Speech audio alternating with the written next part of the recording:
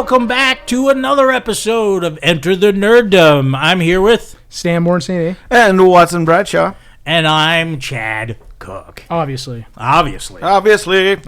So we just completed 2025, the longest 3 years of the last couple of years that we've lived. Yes. 3 years, because that's how it's the last 3 years in 1 year. 1 year. That's how it felt. Wow. Didn't 2025 feel like that? Yeah. It lasted forever. I was looking back at a lot of things. I was like, it's been a while since we've been in a new year. Yeah. It has. Yeah. It has. Yeah.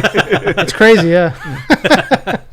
But we decided to, as we always do, go over the best and worst of 2025. Yeah. Of course, just our opinion. Yes. And of what we've seen, it's not of. We can't judge anything we haven't seen. Exactly. Yeah, and even the stuff that we think is great, I'm sure has a lot of flaws, and even the stuff that we think is not so great, I'm sure a lot of people enjoyed and had its good times. Yeah. But mostly they didn't. Yeah. So that's why we're just coming up with our opinion here of best and worst of 2025.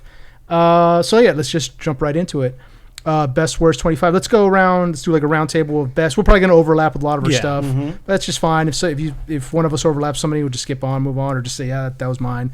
Best of, Watson, let's throw it over to you. And this includes TV shows, movies. Oh, yeah. Let's just throw in whatever you want, whether TV show or movie, pick whatever you want. And then once we think we've gotten most of it, we'll move on. So, go ahead, Watson. I feel like 2025 was the year of a lot of, it's all right. There wasn't a lot of there's a few standouts for me, but there wasn't as many as I would liked. There was a lot of oh boy, that was okay. Like I liked Superman, I don't think it was amazing, but it set the bar for where the DC movies are going. But I didn't feel like it wasn't a full on knock it out the park with James Gunn, right? And then same with all the Marvel stuff this year. I liked Thunderbolts a lot. I think a lot more than any other Marvel movie. Finally watched it, and I was like, it wasn't bad. It's not bad, right? Bad. It deals with a lot of stuff that I was not expecting. To deal with PTSD and a lot of trauma, which I thought was really great. There was a lot of movies. I think 2025 for me, horror did a lot of the heavy lifting. We've talked about it. Weapons. A lot of people. It's strange to see it's getting a lot of awards now for a horror movie. I still think Sinners, one of the best movies of the year. Yeah. We're going to talk about part 2 of this, but 28 years later, for me, one of the best movies I've seen. We're going to get into all that. Oh my gosh, yeah. But give us one that you want to talk about specifically for best of TV show or movie. A movie that really didn't get a lot of love when it came out that I really liked was Mickey 17. It came out. It was a really well done, unique story. It's not based on any real IP. It's based on a book. Yeah. But it's not anything anyone really knows, and I thought it was done really well. It's done with a tongue-in-cheek kind of attitude, satirical science fiction. And man, that movie bombed terribly.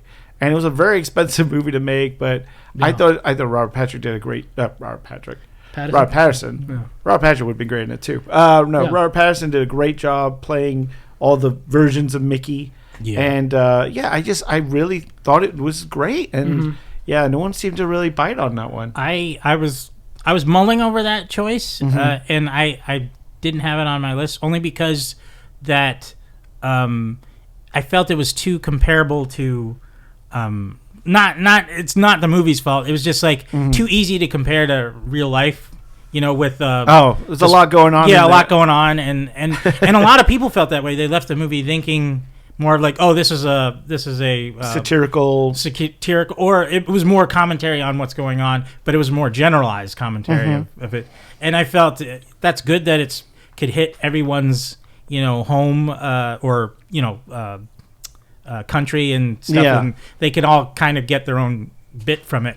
But I don't know. It just felt like I would have loved to watch Mickey 17 and disappear from that reality. I would like to be on a trip somewhere else. I don't want to think about everything that's you want bad. more of an escape. More of an escape, yeah. Yeah. Well, so you didn't like it because it felt it was hitting too close to home, or I mean, it was too easy to like. Oh, this is like in my head as a scene happened. I was like, oh, this is like them hitting on Trump or something. Comparable, Right. Like that. yeah. Which is funny because they would have filmed that like a year before. No, and he was that's in why I'm like, it's office, not the movie's fault. It's just timing of it all. Yeah.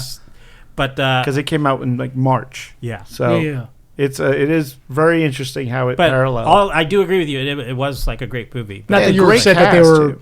Not that you were upset that they were, No, yeah, I I wasn't on upset. Trump, right? No, Yeah, I don't yeah. care about that. Yeah, yeah. I was just like, I like sci-fi movies where Yeah. I could disassociate from all reality. Sure. Like, I don't want to have to Escape compare a it to little bit. things. Or, Yeah, and Ruffalo was kind of doing a Trump impression and that's the whole time. Yeah, so it's nothing on the movie. Yeah. But I was just like, I kind of wanted more escape from Sure. things in that movie. So that makes sense. But yeah, that was one of your best. Yeah, that was one of my best. Like Yeah. yet again, I think it was kind of not really watched by a lot of people, and I wish it was out there. The more I think about it, the more I'm loving Marty Supreme.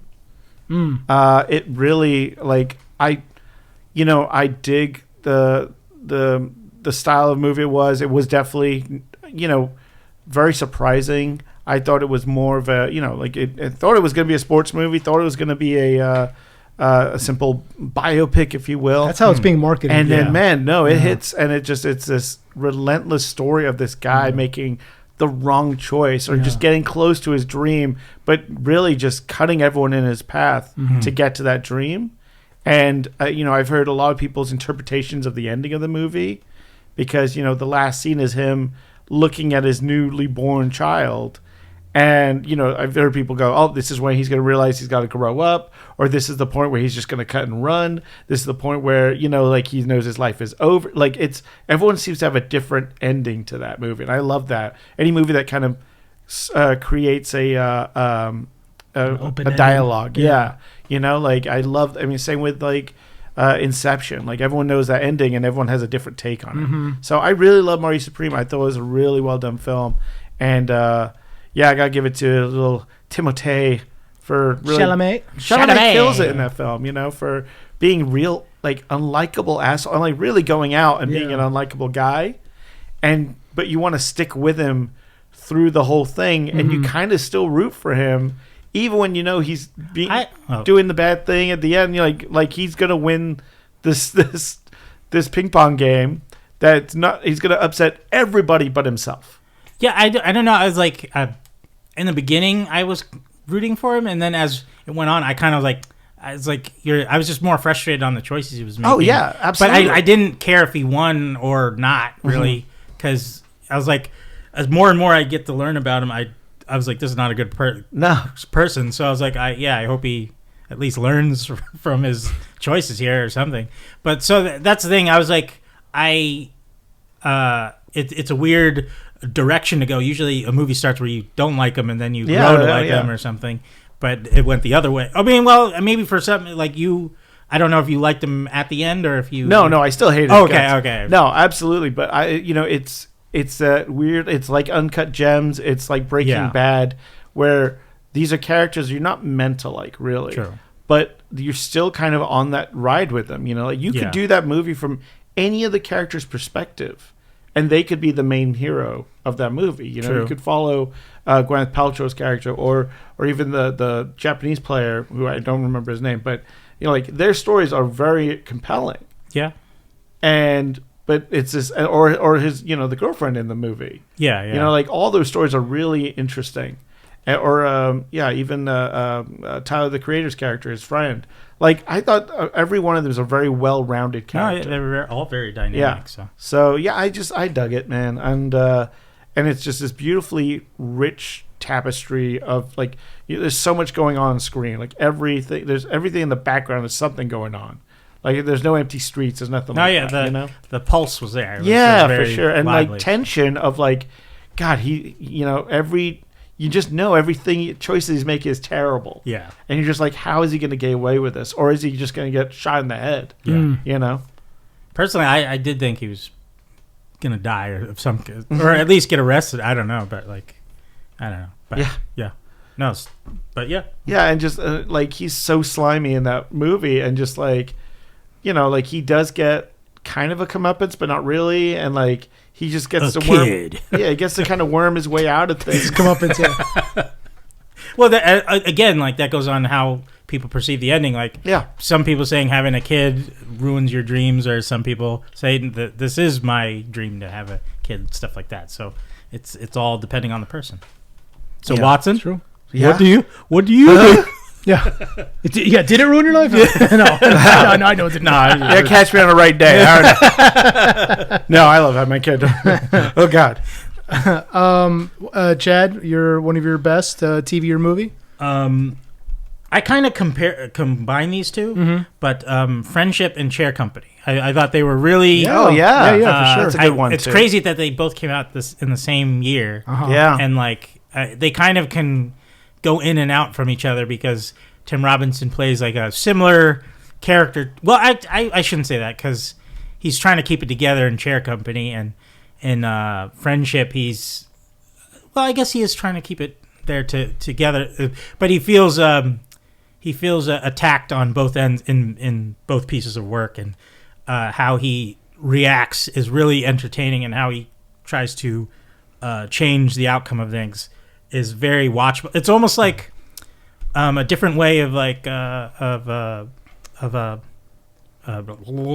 ping pong movie. I'm blanking on the name of it. Marty Supreme. Marty Supreme. Like, it's almost like you're rooting for Tim Robinson's character, but like he's getting more obsessed, like, especially in Unhinged. And it's just entertaining to watch because his physicality is like, it almost could be compared to Jim Carrey, although he's very he reacts very with his face a lot, and like just his mannerisms, manic energy. And it's so absurd at the moment that it just you can't not enjoy it. So it's like I don't know. I enjoy him being tortured just because of how he just is trying to get out of it or get through it, and yet again, it's like for him it's super high stakes, but as you're watching it, like they're really low stakes. Yeah, very low. Yeah, extremely low, especially with the Chair Company. It's just like one small embarrassment that leads him on this path. Yeah. To like craziness, to like get assaulted and assault people, and and Friendship was a little more of an understandable. Yeah, it was subdued. Yeah, subdued because like he overreacted to getting punched in the face with his friend, and then everybody all those guys turned their back on him. Yeah, but then he just went, like, you can't end a friendship like that. Exactly. Yeah, so it's a little more understandable in Friendship, but for the Chair Company, it's just absolutely because he was humiliated. Yeah, he goes on this huge tirade, but only in Friendship, I thought that would have. The way it was going, I was like, this might end more violently because definitely. It was a little more serious in that one. Right. And he like had a gun at the end of it. So I was like, is someone going to get killed here? But no. But I mean, him and that director work so well together. I hope, I hope so good, it keeps going. So I thought those were really great. Those two, were so good. Yeah, and you finished the Chair Company, right? Yeah. Oh my God, it's so good. It's so insane. It's crazier than Friendship. Yeah, oh yeah. So and much it goes to like bizarre spots, you know, where you're just like, when we were talking about this, like we were just dying in like episode 3 or 4 when it's got the drunk guy in the closet, in the closet, and it's just I need to stop drinking. So insane the choices that are made, Yeah, I'm such a fuck up, and he's like kicking the box. Just the way he reacts to the absurdity around him, because all these other characters. Some are serious, and then some are just completely bonkers out there. Yeah, and just his family trying to deal with it. Yeah. Great. Those were really, that was a great movie and great show. I'm really looking for. I think they're going to do a second season? Yeah, I think I heard the second season is going to be coming. Oh my God, I can't wait to see it. Yeah, I can't wait to see it. So I'll do a best of. There's obvious ones out there that we've already talked about, like Sinners. I think is probably the best movie of 2025. It's such a great, we had a whole episode about it, and it's one of the few movies that got me emotional while I was watching in theaters. I'm gonna go with I thought Eddington was pretty well done. It's definitely out there. To an extent, it didn't get a lot of love because it is kind of a strange movie, especially towards the end, how it turns into he thinks Antifa's coming after him, but the movie leans into it and it's like Antifa's like this organized like terrorist organization that has like private planes and body armor, and they're like attacking this guy throughout. So you don't really know. It's like, is this what's happening here? Like that's where the movie like really goes like bonkers, like crazy.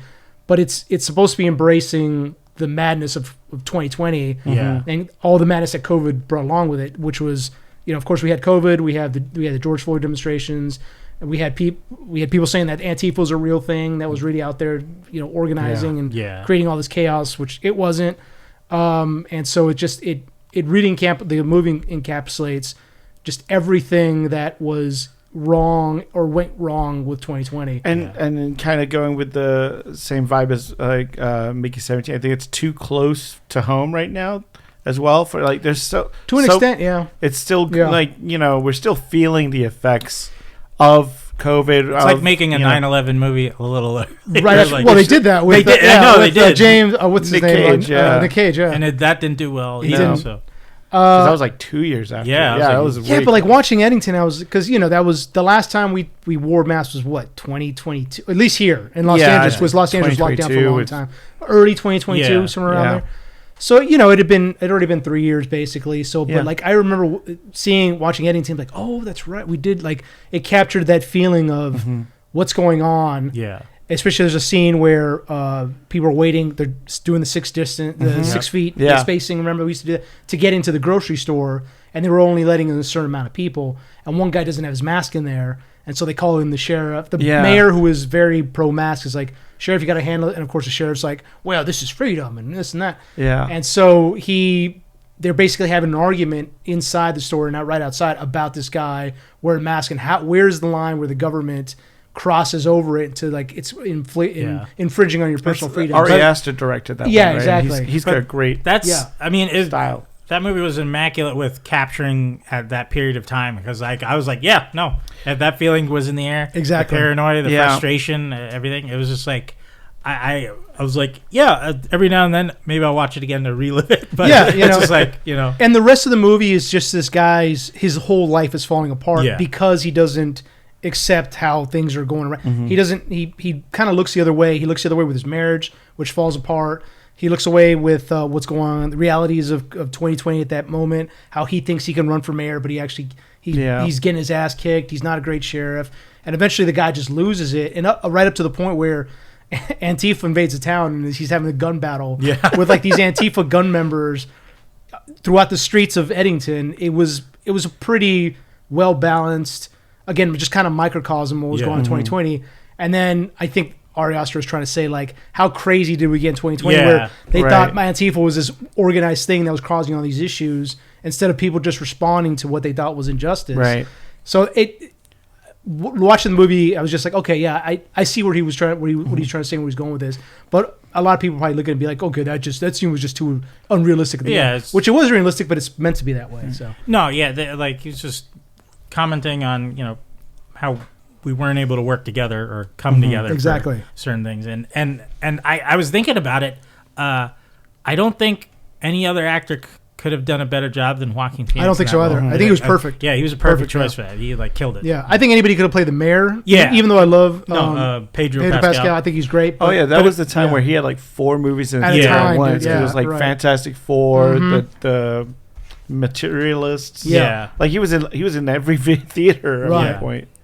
So that's my best of. Let's do a worst of each. Oh boy! Gotcha. And then I'm sure that there's a couple. We might overlap on these. Yeah. But we'll see. Watson. Well, worst? mine is a huge disappointment to me. Was the Ethan Coen movie Honey Don't? Oh yeah, you talked to us about that. Boy, yeah. like I mean, I love me some Coen movies. Yeah, man. And Margaret Qualley's in it. It was great. It's a great cast, great. Yeah, and just it misses on every level, and just the storyline makes no sense, and it's this kind of like weird detective story stuck, set in Bakersfield, and it's modern day, but everyone talks like it's the 1940s. Like, but it's insane. The movie's insane, and I just I really hope the Coen brothers work again together, because it seems to be like they balance each other out, sometimes Joel is mostly, more the visionary, I think, and then Ethan is the more the writer. Was that previous one before Honey Don't the same? It was the same Coen. Yes, yeah. The what was it called? I'm blanking on Drive Around Dolls or something like that. Yeah. Yeah, this is part of, apparently he's doing 3 movies. Okay. Him and his wife wrote them as meant to be like a series of lesbian. You found that one better though than that was a lot better. Oh, yeah. okay. It was really? a lot more funny, and it was done a lot better. I think. I see. This was just very interesting. Quality's, I don't know if they're trying to play her older too, because she's coming off as this kind of like sharpshooting, quick wit kind of seasoned detective, and she's just not there yet. Like she still looks like she's 23 or whatever. Right, So, right. I just don't know. I just felt like it was a wrong fit. But it was rough. It was a rough watch. For me. Because I remember we were both excited when it came out. Because it's Margaret Qualley, one of the Coen brothers. This looks too. It's Chris Evans. You got they exactly. do a lot of crime stuff. Yeah. Which is like and they knock out of the park. True Grit, No Country for Old Men, Fargo. That's all like their heavy crime stuff. Right, and even when they do this kind of weird noir version, I mean, even like Big Lebowski is a noir. Exactly, and that's a detective story. Exactly, and you go like, oh, they're good at like putting these on their head, and, Burn After Reading, stuff like that, and then this just does not do it well, and it feels like the last act comes out of nowhere who the killer is, and it just kind of falls apart really quickly. Mm-hmm. So it was a real disappointment. Yeah. I remember we did a podcast section on it, and it was just you were just rating. Well, it. I watched that in Portland when I was on vacation. I was like, Lord. what is this? Yeah, it's unfortunate. Yeah, you're right. I hope they do get back together. I mean, majority of the films are good. You mentioned Burn After Reading. I'm not a big fan of that. Oh, I'm just not, because nobody in that movie is likable. Like I hate everybody in that movie. They're very good at making non-likable characters. Very much so. Or people that just don't seem to have their shit together. Exactly, yeah. And it's just such a crazy ending. Mm-hmm. But overall, I mean, they're their first 5 movies, like Raising Arizona, it's in their first 5. Big Lebowski is one of my favorite movies. Big Lebowski, it's one of my favorite movies. I love that movie. Hudsucker Proxy is one of my favorites. Yes, dude, I watched Crossing. Another. Miller's Crossing is amazing. I watch No Country for Old Men at least once a year. Oh, because I love that movie. True Grit as well. True Grit's amazing. I mean, Brother We're Out. That was another classic. One of my favorites. Yeah, Fargo. Holy shit! We could just talk about. They turned Fargo into a whole franchise. Yeah, exactly. So just that has nothing to do with each other. And I get it, they're doing their own separate thing. Like Joel's doing Macbeth with his wife. That's right, he did that. Yeah. And it was good. It was beautifully shot. Mm-hmm. But yet again, just like, oh man, this is just long-winded and all done in black and white. And I interviewed arty. Armin Shimmerman from other podcasts for LAX Files, and he's a classically trained Shakespearean art. That's how he started, basically. And he didn't like it. I was like, wow, I was surprised. Shots fired. I thought he would. He's like, no. No one talks bad about my boy Denzel, baby. That's right. Yeah. Speaking of talking bad.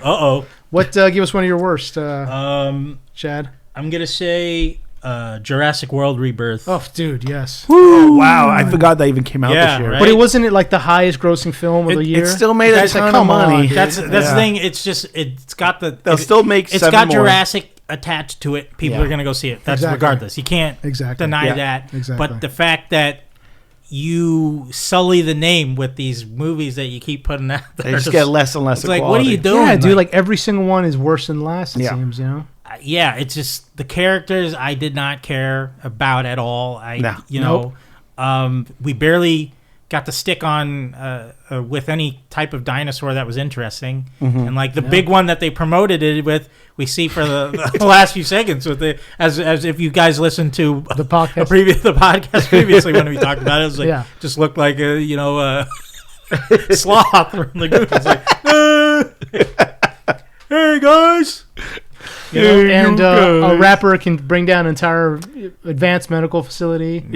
Like scientific research candy bar. And it's not ludicrous. I was like, geez, no, not that kind of rapper. Not that. I mean, it just it's just your average soulless CGI shit show Hollywood film. Yeah. Well, and the worst part is like they did this great setup with the last trilogy of movies, the Jurassic World stuff, of like, okay, they're off the island, dinosaurs are now loose on the planet, and they immediately go back to that can't happen. Virus that they're dying. They're all dying, and they only live on this island again. Yeah, it's like what the heck? What do they clone soldiers from Star Wars? Come on, get out of here. Yeah, exactly. You know, so it's like any type of like expansion on the idea, it seems like they can't do, or they freak out and they go, oh, no, we got to bring it back to that. And yeah. I think really, if they really want to reboot it or continue it off those last 3 movies, they should have just like maybe went the post-apocalyptic route, and people are living with dinosaurs. Yeah. And like you see overgrowth of greenage in cities and things like that, and like I think that would be totally interesting. Yeah. And then they have a quest to, I don't know, restart the core of the earth or something stupid like that. And but it just feels like at the end of these movies, they always have to reset it back to 0 again. No, yeah, it does seem like that. I don't see. Yeah, you shouldn't be going back to any island. Yeah, that shouldn't have been a thing. And if anything, I did think that a secret lab was cool. I was like, that's interesting. We could go off that, but they failed completely with that. We didn't see any experiments at all. No, and they were like, oh, these dinosaurs, these are different because they're mutations, and you know, like they're just a little bigger. They play the X-Men theme. There's nothing really to them, you know, like in the end. You know, we have the same raptor scene from the first movie, but this time in a convenience store. I'm like, what was the point? We get a guy peeing while a raptor gets attacked by another dinosaur. They hate RP. Yeah, I was like, okay, cool. Wow, that was a disappointment. Of all the scenes in that movie, that was the one that made a little bit of sense. You know, because everybody's like, oh, the guy freezes and he stops peeing and he freezes. Well, I was like, there's no way he would have been able to stop peeing unless he's pinching. Oh, he would have. That's the only reason I was like, well, because his body tenses up because he's in shock. You know what's going on behind him. But you're right. But it's like that's I'm reaching at that point because that's the only scene that makes sense. And that entire, you know, it's just like, okay, that to me is the most logical. They would have smelled his urine and then.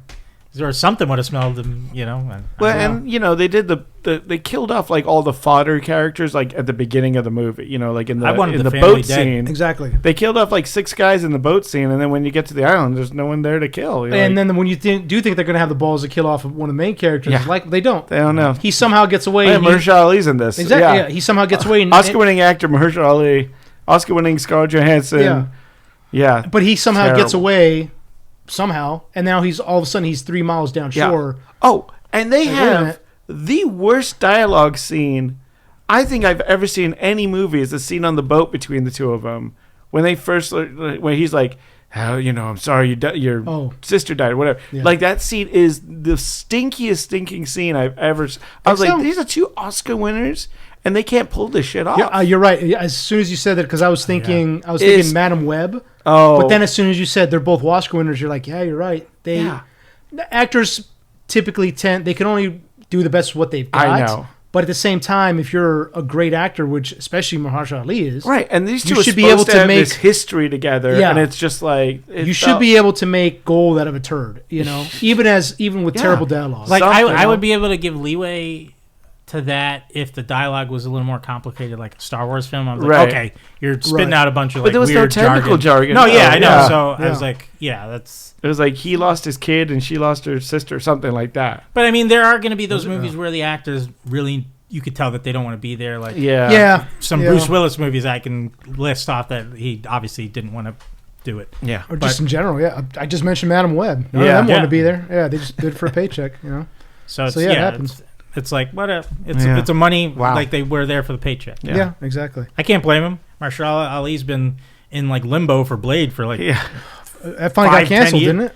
Did it? Yeah, I thought it finally canceled. I thought, they canceled the Ronin R-rated film. He appears in the Doomsday series. That's true. I was like, oh wow, cool. Yeah, sucks. It sucks where that's at with him. I really wish he was gotten it. But he should just say, I don't want to do it anymore, and then go do better stuff. Because he's like not getting. I haven't seen him in anything. Nah, they're really wasting him. They're really wasting his talents. I mean, he's almost mid-50s now. Something like that. So it's like, I don't know how much of an action movie guy he wants to be. Yeah. You know? Yeah, they're really wasting his talents. Just do another battle. Oh, no, he dies in Alita Battle Angel. I forgot. So never mind. It's true. He can be brought back, I guess. Yeah, he's a battle angel himself. Cyborg in that. Yeah, that's true.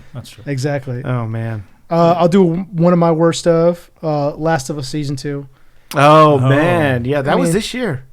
That was this year. Crazy. It feels like it was 2 years ago, but that was this past year. Look, I mean, talk about like anticipation being so high for that season, dude. As soon and we talked about this on the podcast as well, and it's I don't have anything against Bella Ramsey. I think I loved her in Game of Thrones. She was perfect in that. I think she's a good actor. Unfortunately, she cannot carry this. I've never thought that she was a good choice for Ellie just in general. Yeah. I think season 1 was carried mostly by Pedro Pascal. He was, again, would not been my first choice for Joel, but he's a great actor, so he's able to carry it. Overall, the story was good. And we talked about this in the podcast again. There's problems with Ellie's character. Not Bella Ramsey's fault. It's just the way she was written. We do this whole thing where, and again, I said on the previous episodes, where it's like, you're gonna have to listen to me now. You got it? Yes, I got it. I'm gonna listen to you. And then she goes and just does exactly the opposite. Yeah. In continuing episodes of what she's been told, and Joel never checks her. And it's like, isn't it crazy? Ellie's so wild. Isn't it nuts? Right. That's what the show was trying to say. It's like, oh, she's such a free spirit, huh? Crazy Ellie. Oh well. But meanwhile, the show is dealing with some really like harsh consequences. I feel like, if you fuck up, I'm gonna defend it a little with like her being immune gives her the sense of invulnerability. Yeah, though it's not called for, and then. It's also not really expanded on either. No. It's just that's what the audience gets, but they don't actually say it in the show. Yeah. And they don't hint at it. No. And the real threats are the human element to it. Exactly. And the clickers can still fuck you up. Oh yeah. They can still tear you apart. Yeah. We have that last scene in the first season where they that whole horde comes up out of the ground. And they're not biting, they're fucking tearing them apart. Yeah. So it's like, even if Ellie's not immune from blunt force damage to her head, know.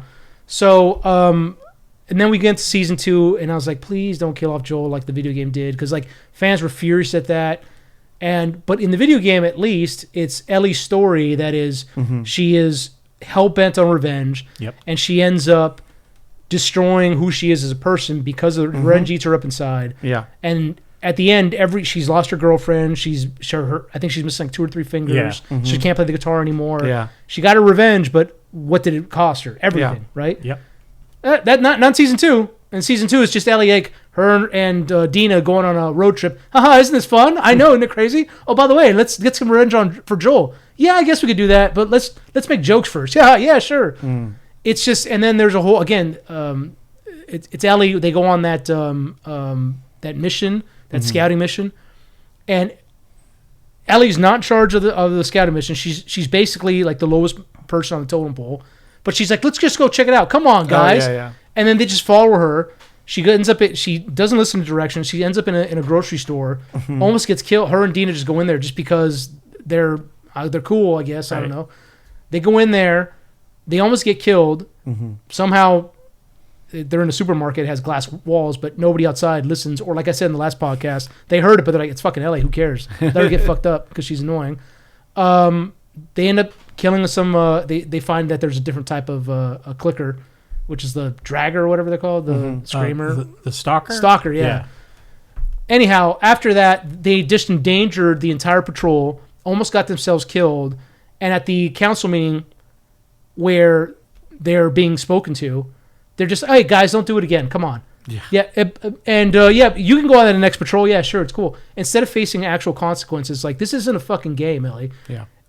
This isn't a joke. Again, you might be immune to bites. You're not immune to blunt force trauma to your head. You're not immune to bullets. You're not immune to knives from a different... Well, no one knows still, right? Like, they don't... but I'm saying the show in general, Yeah. But yeah, it's just... There's no consequences for her, and she really doesn't learn anything, and she's the same character she was from episode 1 to like the last episode to an extent. And it's just her and Dina just having fun, and there's no heaviness to this Ellie's, the iteration of this Ellie, to her revenge to wanting to get revenge for Joel. It doesn't, there's nothing. Now, because there is a time jump between season 1 and 2, do you think they should have recast Ellie? Like, would you have gone? Do you think another actress would have done better with it, or is it just probably? Yeah, I think so. Because Bella Ramsey can't carry that heaviness that we see from the video game. You know, that Ellie by the end of the Last of Us Part 2 of the video game is a completely different Ellie. Yeah, totally broken, cynical. She's lost everything. More like Joel. Yeah, she's like Joel basically, which Joel was trying to stop her from being. Yeah. the Ellie at the end of this is just a kid like, yeah, right, whatever, let's crack dumb jokes some more. And does it end on a cliffhanger? The second season? I don't even remember, dude. I stopped watching it. They walked into what the town is, Seattle. Okay. Oh, where the right, Fireflies are at, or not Fireflies, but the other people, the cult group. Yeah. So, but and then season 3 is going to be the other girl's storyline, Abby's storyline. Yeah. So. And I thought the casting of that was fantastic. It's fine, yeah. That was fine. She's a great actress. Yeah, sure. And a lot of people wanted her as I wanted that her would have been Ellie to begin with. But and I will say I was shocked how soon within the season Joel died, because like the attack on the town is not in the game. Right. So when that happened, I was like, oh, they're gonna stretch this out. Yeah. And I thought by the end of season 2 would be Joel's death, and then season 3 would be the rest. Don't get me started on that attack. So when they probably didn't know that they would be able to have more seasons. Right. So they were like, well, we need to get this story moving, and that, like I could see it maybe happening the second episode, but like that, It makes sense that it does happen earlier on, because she, like, obviously they didn't write it that way from what you described, but she should be in her depressive, angry state, like building up and leading onto the journey. Yeah. Right. So but obviously I guess they didn't, because I haven't watched, but no, they gave her stopped watching. They give her one episode to really reflect on it. Yeah, but it's not.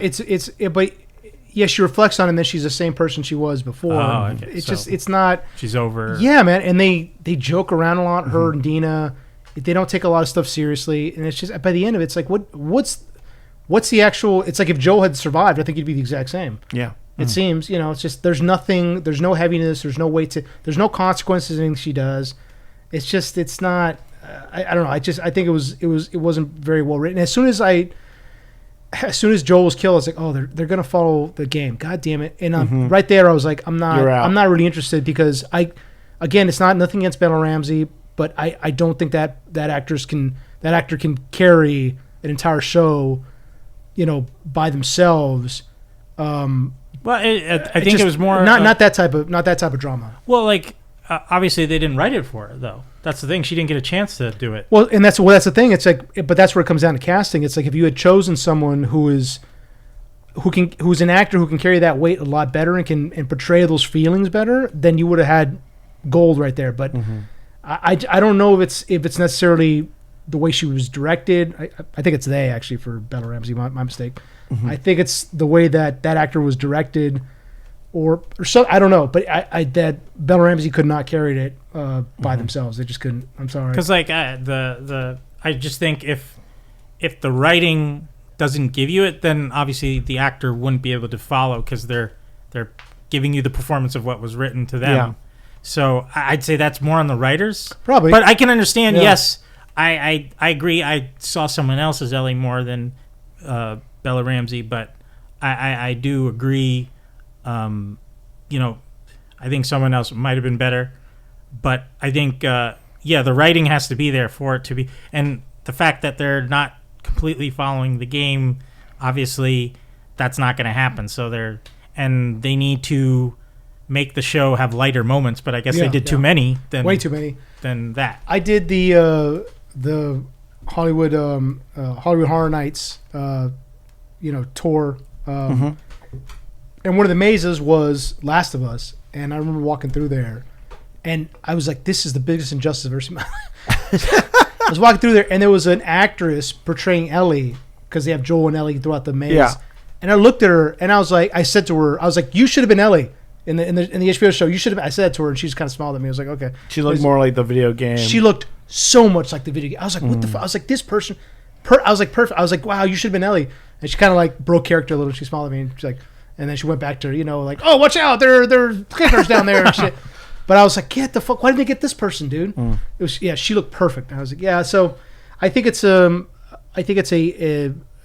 Last of Us has been just a really big wasted opportunity, that a show that could have been perfect, but the anticipation for that second season. I mean, I think it really shows the heavy lifting someone like Pedro Pascal did on the first season. The first season was such a phenomenon; it was huge.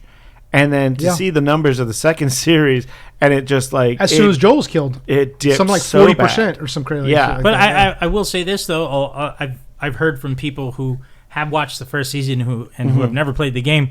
They were like, it was okay. Like it could have been better. It could. I think it was more for the fandom of the games that really enjoyed the first season, and then like maybe some people who haven't. But the major consensus of it being amazing wasn't there. And I don't know how long they took in between writing for the second season, because there was always that speculation of, we're going to split that into 2 parts. We're going to split, the Abby stories the other season, or if they were going to go back and forth, which I think that would have been more interesting. Right. If in the same season they did jump back and forth. Parallel story. Like one episode Abby, one episode Ellie, one episode Abby, and like you kind of see them grow together. Or turn and have that conflict happen. Because you see Abby going the opposite direction, becoming more humane. And the fact that you didn't have someone else to compare Ellie to in this season, I think that probably took away from the story.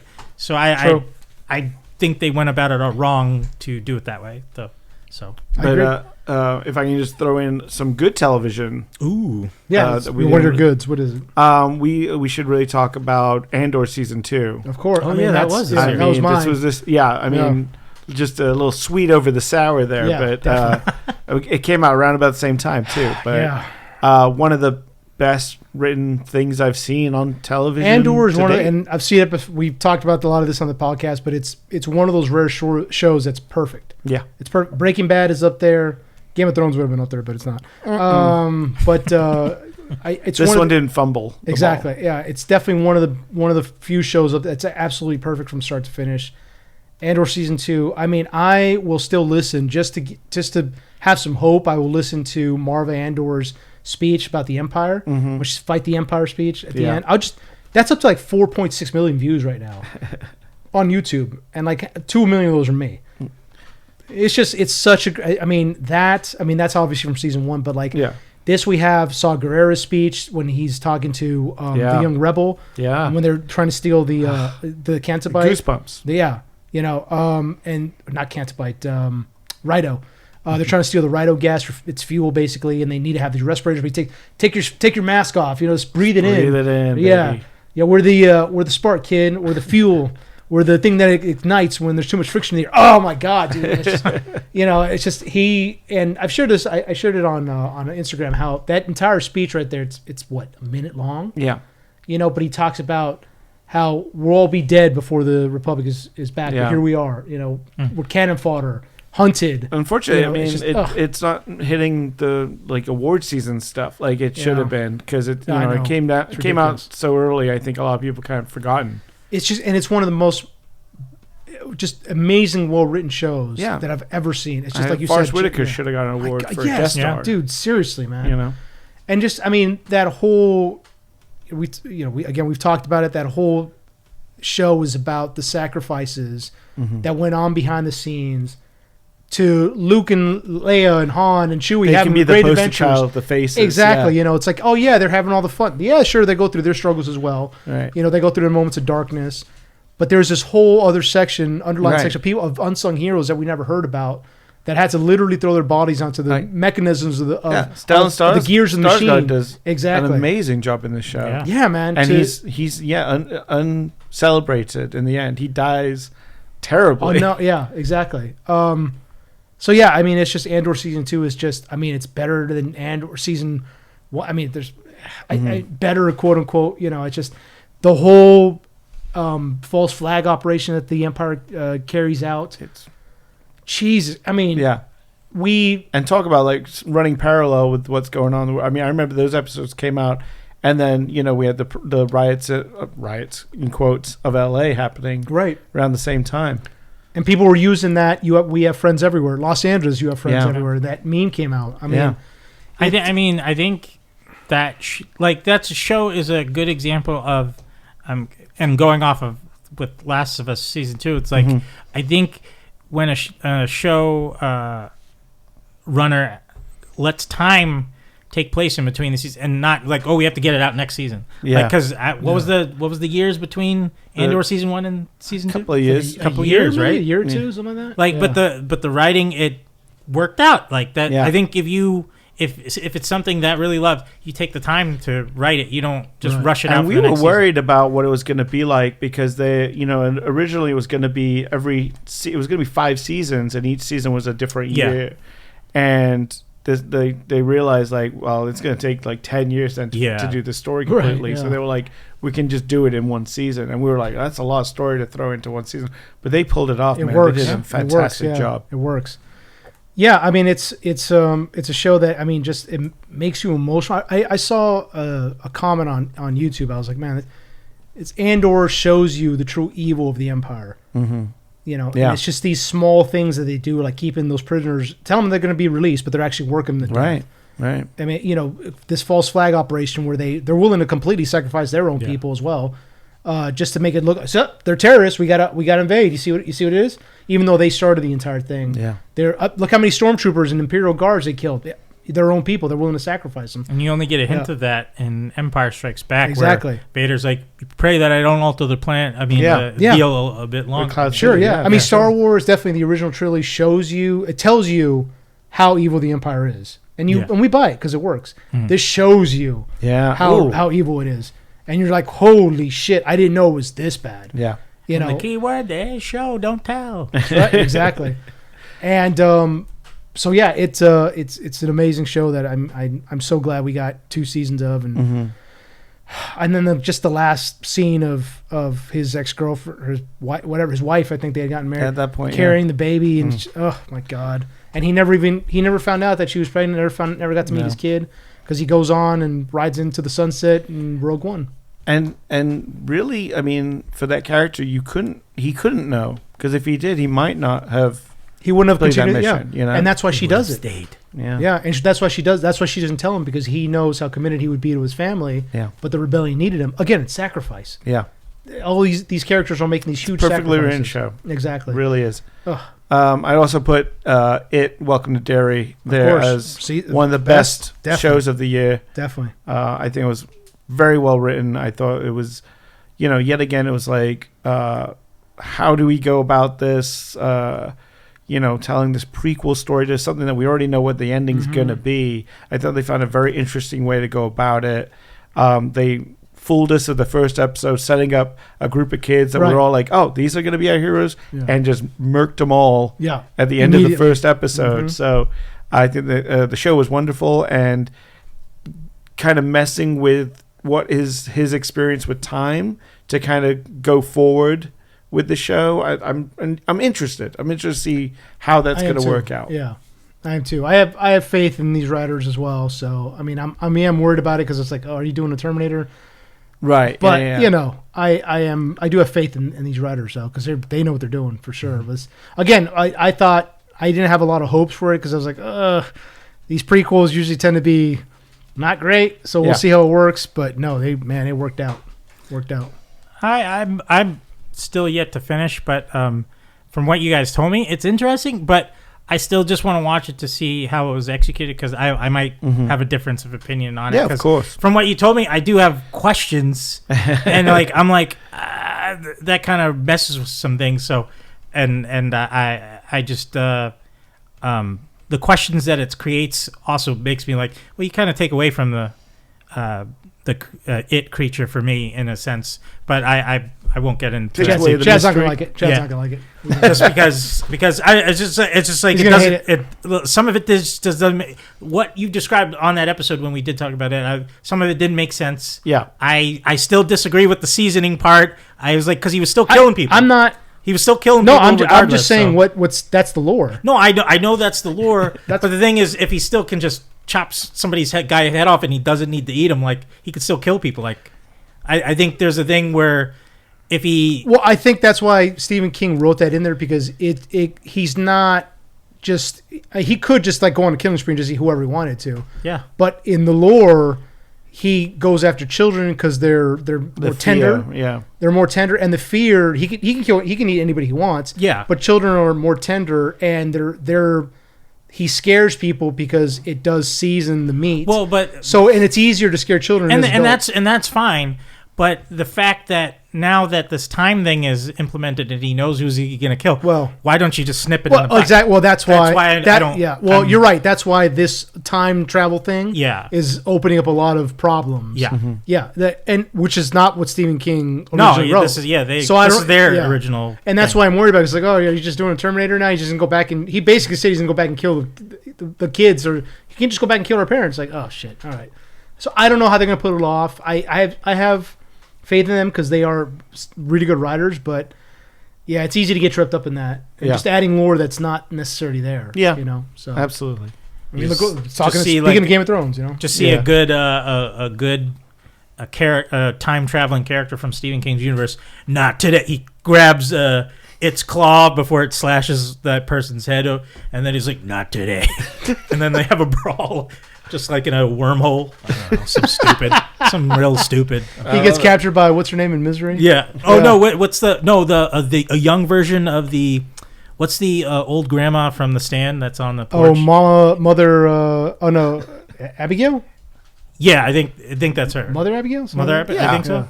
And but her younger version of her stops it. I'm just like, okay, all right, enough. Or Danny shows up. There you go, and stops him with his shining. Like, okay. Yeah, shining. So that was let's do one more worst and best of. Okay. Watson, did you do a worst? For movies, I did. What's that? Honey Don't. Honey Don't. Right. So give us another worst that you thought was not another great. Worst. TV or show or movie? Let me see. Well, I'm gonna say, a movie that I mean, yet again, it was just a lot of meh, not a lot of terrible. Yeah. But there was obviously we've joked about it, and everyone's kind of joked about Ice Cube's War of the Worlds. Oh yeah, I forgot about that. Yeah, I mean, I haven't. As soon as you guys started talking shit, I was like, I'm not. I think it's got like the most Razzie noms right now, and just I mean, it's terrible. It's kind of, you can't even talk about how bad it is just because it's so bad. Like it felt like it was made as a joke. And War of the Worlds has been redone so many times. Oh yeah, and it's but just ways of making. But it hasn't been made as an Amazon commercial before. Yeah, exactly. Now it has. Yeah, now it has exactly. I just I still keep hoping for a War of the Worlds TV show set in that time frame of the book, which is 1890. Now there was one that AMC did, but they ended up fucking it up. It was not good at the end. Are you talking about the Steven Spielberg? No. Okay. Was it? There was one. It was with. No, this is AMC. No, that I'm thinking of, because there was one on Prime, Amazon Prime, called. Hold on, I'm blanking on the name, but it had the Coke. Do you remember the Titan? Here I go again with referencing another movie. The the defense coach from Remember the Titans that worked with Denzel, that actor. I think so. Oh yes. He was a part of the Resistance, and also the guy from The Pit in ER. He was the lead. No, you're talking about Falling Skies. Yeah, Falling Skies. Yeah. I know that wasn't That's Steven Spielberg. Yeah, that was produced by. Oh, okay. Yeah. And Falling Skies is great. No, I'm just saying that is I could see that as a modern War of the Worlds type of thing, but just done differently. Obviously, different story, but it worked. It was a great show. Really great. Yeah, it's awesome. I just feel like people forget about those types of shows and it's like, oh, they create something like this War of the Worlds. It's like we've had this. You could do better. Yeah, definitely. Yeah, Fallen Skies was definitely. I mean, Noah Wiley. That show. Are you guys watching The Pit by any chance? I am. That's on my best. That's on my. I was gonna go into that. I'm not a doctor show. Yeah. I've watched years and years of doctor shows. I'm just like, I'm good. This is a little different because it's rated R. No, I understand, and I know that people say and this one season is one shift. Hour. No, I get it. It's just crazy. Each episode is an hour. Yeah, and of their shift. Yeah. And I was like, I get it. I'm more of a 24 guy, but yeah. But no, I mean, it's just we're gonna see more blood. We'll see more F-bombs and stuff like that. Yeah, more serious storytelling in those, and that's cool. But I was like, I'm good. I mean, it's just been covered a lot. I know what you mean. Yeah, because I'm not a big medical person show either. It's just like ER and all these. They're kind of all the same to me. Yeah. But everybody's been talking about The Pit so much. I was like, let me check it out. No, I've checked out an episode. Yeah, it was like I was like, yeah, the characters are compelling. It's it's rated R, so you do see a lot more stuff. They're cussing at each other, this and that. And the people have complimented that how real it is. Exactly, very, accurate. Yeah, exactly. And so it deals with a lot of heavy stuff. There's a lot of like life and death. Obviously, it's an ER room, so it's like right where there's in one room there's somebody dying, in the next room someone's being born. So it's just and these characters have to deal with this. Yeah, I know. Yeah, 15-hour shift. This season 2 has been there's a massive catastrophe that like 100 people get injured. Yeah, shooting. Yeah, and oh man, it's great. That's definitely on one of my best. So yeah, The Pit absolutely. is just, and I just finished. I burned through all 15 episodes in like 3 days. Yeah, because I was just like, and it's again, a lot of medical drama. It's a lot of medical drama, and like the half the shit they're talking about, I was like, I don't fucking understand what they're saying. But and it's like because like when I was watching, it's like, oh, is this where they're gonna be like, oh, we can't keep him because he doesn't have insurance, so let's sneak the medication to him so he can, like just work around or to an extent they do that. I mean, no, I'm not saying they do it, but I mean they definitely interfere. I have expectations of like these storylines will be popping up because that's what they always have. They definitely interfere in patients' lives, but they toe the line. Yeah. They make suggestions or things like that. So they try to keep people. There's one girl that they think is being human trafficked, so they try to do everything they can to keep her at the hospital as long as possible. I mean, even though it's like it's legal, but they know that they can just release her. But she doesn't want to admit that she's being trafficked. So it's just it's just like it's like after so many years of ER, I was like, I'm good. You guys covered so much in all those seasons. Noah Wiley's in that as well. That it's just and like the what's his name returned, but as obviously a different character. But it's just like, okay, I get it. I know. Yeah, I know what we're doing here. We're saving lives. Sometimes they don't. Sometimes they don't. That's the sad part about. But it's no house. So. But nobody died in ER though. It's no house. They always save the patient. House. House. No, I know. I'm not. House was. House was a. It was just like their Sherlock Holmes. Yeah, I love House. House. No, it's funny. It was a more comedic show. Yeah, exactly. Yeah. Any worst of Chad? I don't think you've given us one. Let's see. I was Alien Earth was very disappointing. I had that as my yeah. I watched the first 2 episodes after that. Like, I'm out. So, and I know you guys finished it somehow. Like I was okay in the beginning and middle. There was some promising things, but that execution at the end. 4th episode is probably the best episode. The one with it's the flashback on the ship. I was even kind of like I was expecting more from that episode, but it was just like, oh, okay, kind of the same. Yeah, stuff, and then that none of that really leaded to something even more interesting. It was disappointing. So. Yet again, I feel like I like the idea of it being this corporate run. There's 5 corporations that run countries, and this whole kind of stuff with the synthetics was really interesting. I don't think you need to involve the xenomorph element. The eye was the most interesting thing in the show. And they, so I just feel like they had to throw a xenomorph in there because of the title. But I feel like you didn't need it really. So no, it could have been like a anthology thing, right? Like exactly for in the world of Alien. Yeah. But I just feel like and yet again ends on kind of a cliffhanger for season 2. Ugh. Which do you think they're gonna get it? I don't know because it's a very expensive show as well. And I don't know if they got a lot of views or not. I don't know. I heard like the viewership by the end of it was not good. Yeah, I mean, it didn't create the buzz it wanted, because obviously they're hoping that on word of mouth. Plus, it looks like Ridley's going to get another shot at another movie. Finish that Prometheus trilogy. You're the only one promoting this. Yes. You're the only one, Chad. That's because he did. Ridley Scott sends me payments. He's like, I know he does. Keep pushing. Apparently so, dude. After Gladiator, should have him on the podcast. Where can I make more money again? Because Gladiator 2 didn't do it. I would love to have him on the podcast and we just argue. Just get in a fucking shouting match over man. You don't fucking understand. You don't understand. He's got my that vision. old man strength. Yeah. Take you out. Yeah. So just pick just you fucking up. Pick choke me out. Hey man, for the views, I'd do it. But yeah, it's I watched the first 2 episodes. I'm out. I'm not gonna give my time to this. I can't. Any other worst stuff, Chad? Yeah, I had a couple that I'll just fire off just because Love Hurts. That was kind of disappointing. The K-Kwan. Oh yeah, wow. I really wanted him to succeed, but out, that just fell flat for me. Drop. That was kind of like mediocre. It was all right. It was okay. There was some fun elements, but I was like, this is just all right. Too predictable. Yeah. I Know What You Did Last Summer. It was kind of weaker than I thought it was going to be. I like the nostalgia throwback it did, but that was it. Yeah. Like Sarah Michelle Gellar as a ghost, kind of like cool. that was cool. That was cool. And she also, I like how she tricked us. She's like, I'm dead. How am I going to come back? Yeah. I'm not in that movie. Yeah. And then she's there. I was like, oh shit. Yeah. So there was some elements, but like I was like, oh, it could have been even.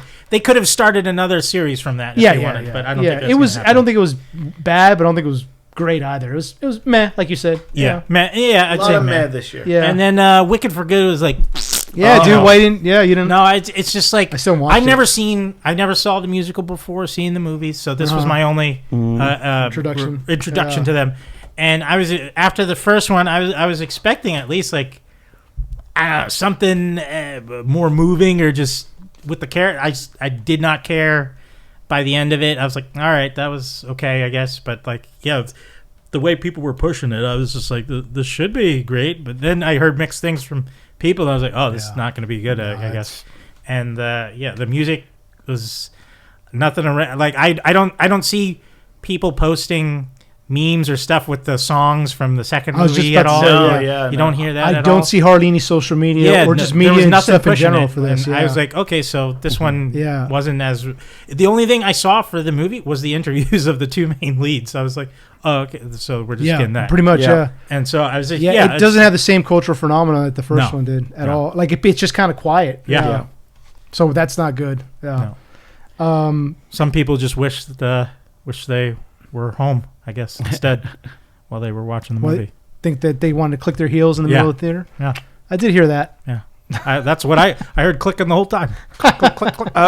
This one's a little controversial, but I think the last Mission Impossible movie was pretty meh. It was pretty meh. I definitely enjoyed the first part a lot more. Yeah, and just like kind of abandoning the part 1, part 2 thing, and then this comes out as the final reckoning, and it's like, well, it's not really final. There's nothing exactly really final about it. Yeah. Yeah, there were, as much as I love this series of Mission Impossible, there were some weak points in it. Yeah. Mm-hmm. Like, I still love Fallout the most. Yes. So, like. It's really good. I think that the Ghost Protocol to Fallout are, like, brilliant. Like, those, like, 3 or 4 movies. I'm one of the few who defend 3 still, but I understand how people were. Not is that the one with Philip Seymour Hoffman? Yeah, that was pretty good. Some people weren't fans of it, and I was like, I could see that, but like I still think it was a worthy entry into the franchise. Yeah, for sure. I liked it. I liked it. Let me give some of my best here, just real quick rundowns. One battle after the other, I thought was good. Oh yeah, of course. It's just people, it's long. You were just talking about. Topical movies, it feels very topical right now, so maybe that kind of turned people off a little bit because it does deal with a ICE type organization, deals with immigration, and deals with like extreme leftist organizations, that kind of thing, extreme right organizations. So maybe that's why it turned a little people off. Didn't do so well in theaters. Warfare was a war film that took place in Iraq, based on the experiences of one unit there. I thought that was really well done. I wish they had a little more money because it some parts it felt a little. Not cheap is not a good word. It felt a little off. So I think maybe they were Alex Garland. Alex Garland, yeah, exactly. No, he didn't direct it. It was one of the guys that was in the unit. But Alex Garland was a technical directorial advisor. Oh, okay. And I think he did write it. Mm-hmm. Yeah. Great film. Black Bag, which was really overlooked. Yeah, I was gonna bring it up as a very underrated film of the year. Because you recommended it, Chad, and I was like, let me go check it out. And I was like, holy shit, this movie's great. Yeah. Dude.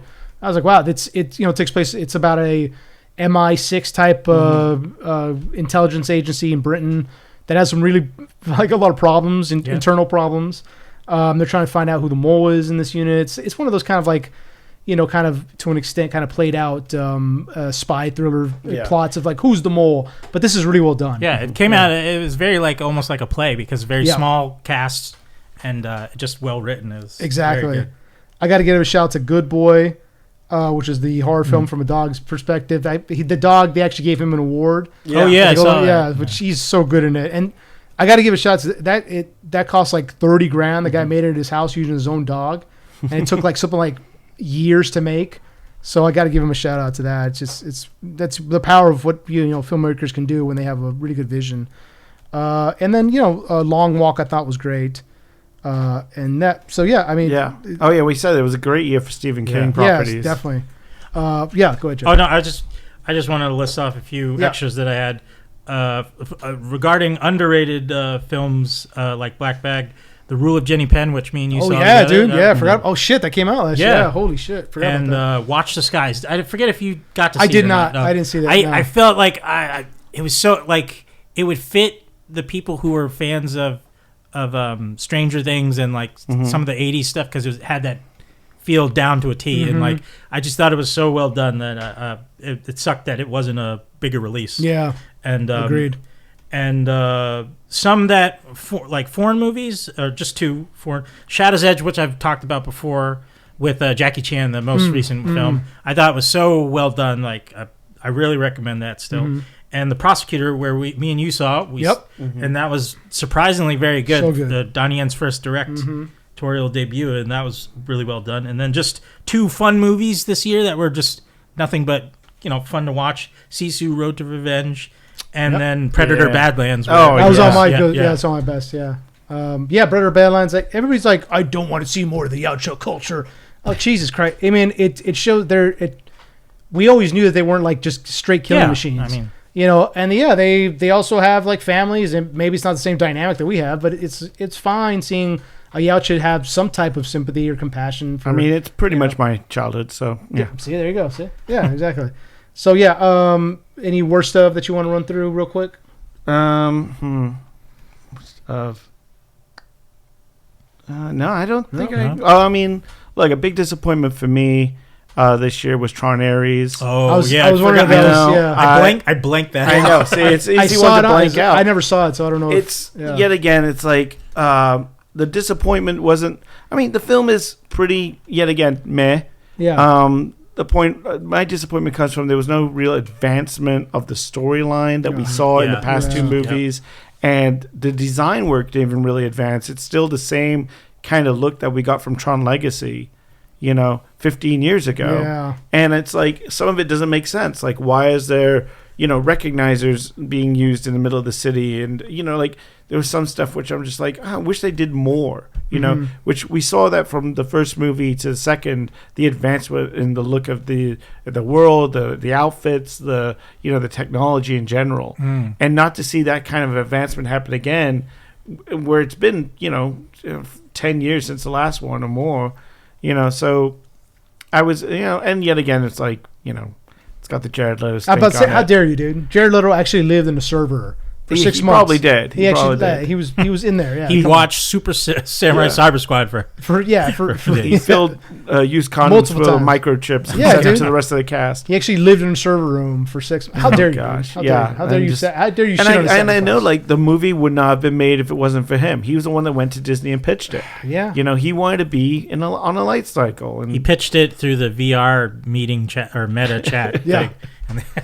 And but yet again, it's just like, oh man, he looks like Max unfortunately, we're not going to see any more Tron. Yeah, from Disney. Look, we're not in the Tron business anymore. I give him credit for, like, hey, I really want to do this thing that's kind of obscure, that not a lot of people are very excited about Tron. Yeah, and kind of being like letting his inner nerd come out and saying, like, I want to do, just like I gave him credit for, like, all the other stuff. He's Joker and fucking Morpheus. Like, he's like his inner nerd. He wants to let it, like, shine. He's not like, oh, I'm above that. That's a compliment. Yeah.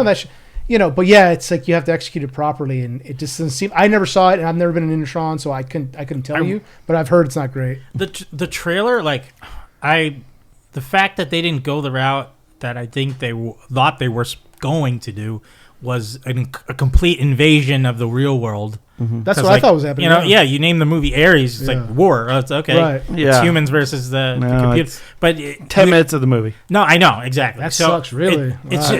It's just like, but I will hand it to the movie. The idea of printing off the digital characters. That's great. That's amazing. That's really cool. But the fact that wasn't, implemented in a way that changes the story or advances it sucks. That's sorry. That's sorry. I'm surprised Hamnet wasn't in your 2025. It's in there. Okay. Yeah, I mean, it's a small film. I thought, it's definitely in my best.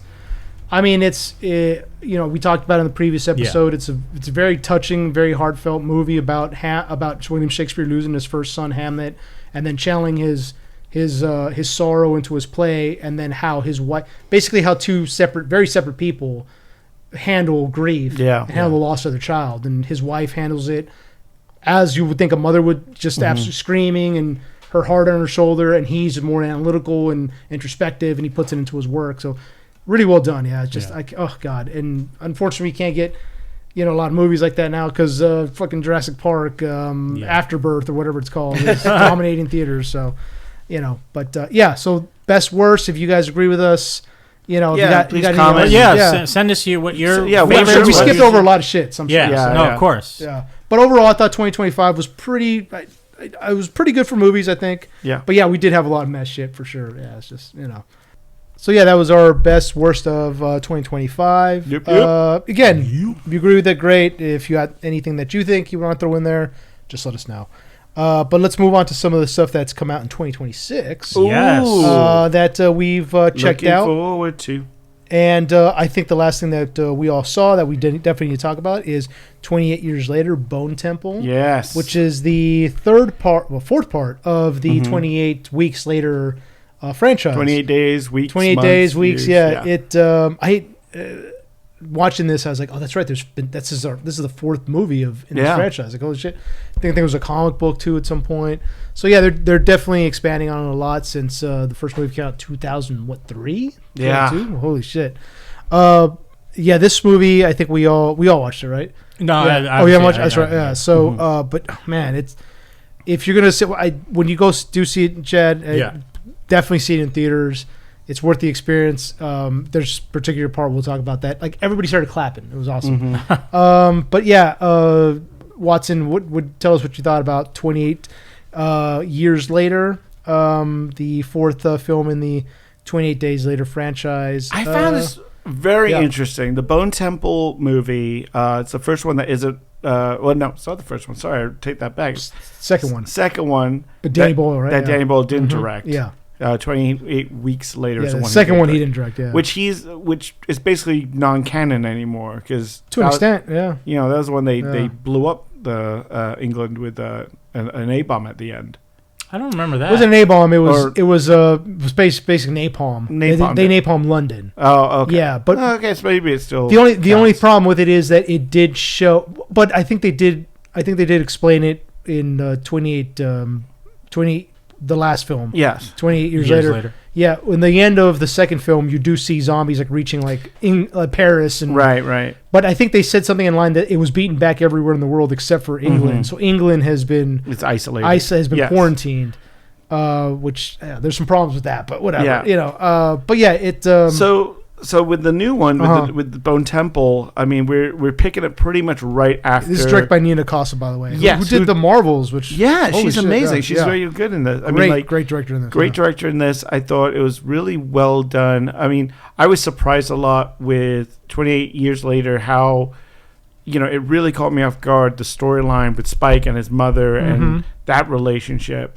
And in this, it kind of throws you for a loop a bit because I figured you might really like this because I got more of a Walking Dead vibe from this movie. 1,000%, yeah. Because it's not really about it's not Spike's the film. Infected. No. Yeah. It's not Spike's film either. It's not Spike's film, really. Yeah. He's kind of he's made example of. Yeah. And, as the movie goes on, you kind of understand, like, oh, why is he with this group of, so you meet this group called the Jimmies. Yeah, based on Jimmy Civil. Yeah. Oh, who turns out to be his mass piece of shit. Yeah, mass piece of shit. So the first character we meet is Jimmy Crystal. Yeah, I'm sorry. In this film, it's based on Jimmy Crystal. Don't they change the name? Well, they changed the name. Yeah. Yeah. They don't say Jimmy Civil at all. Right. Lord Jimmy Crystal. Right.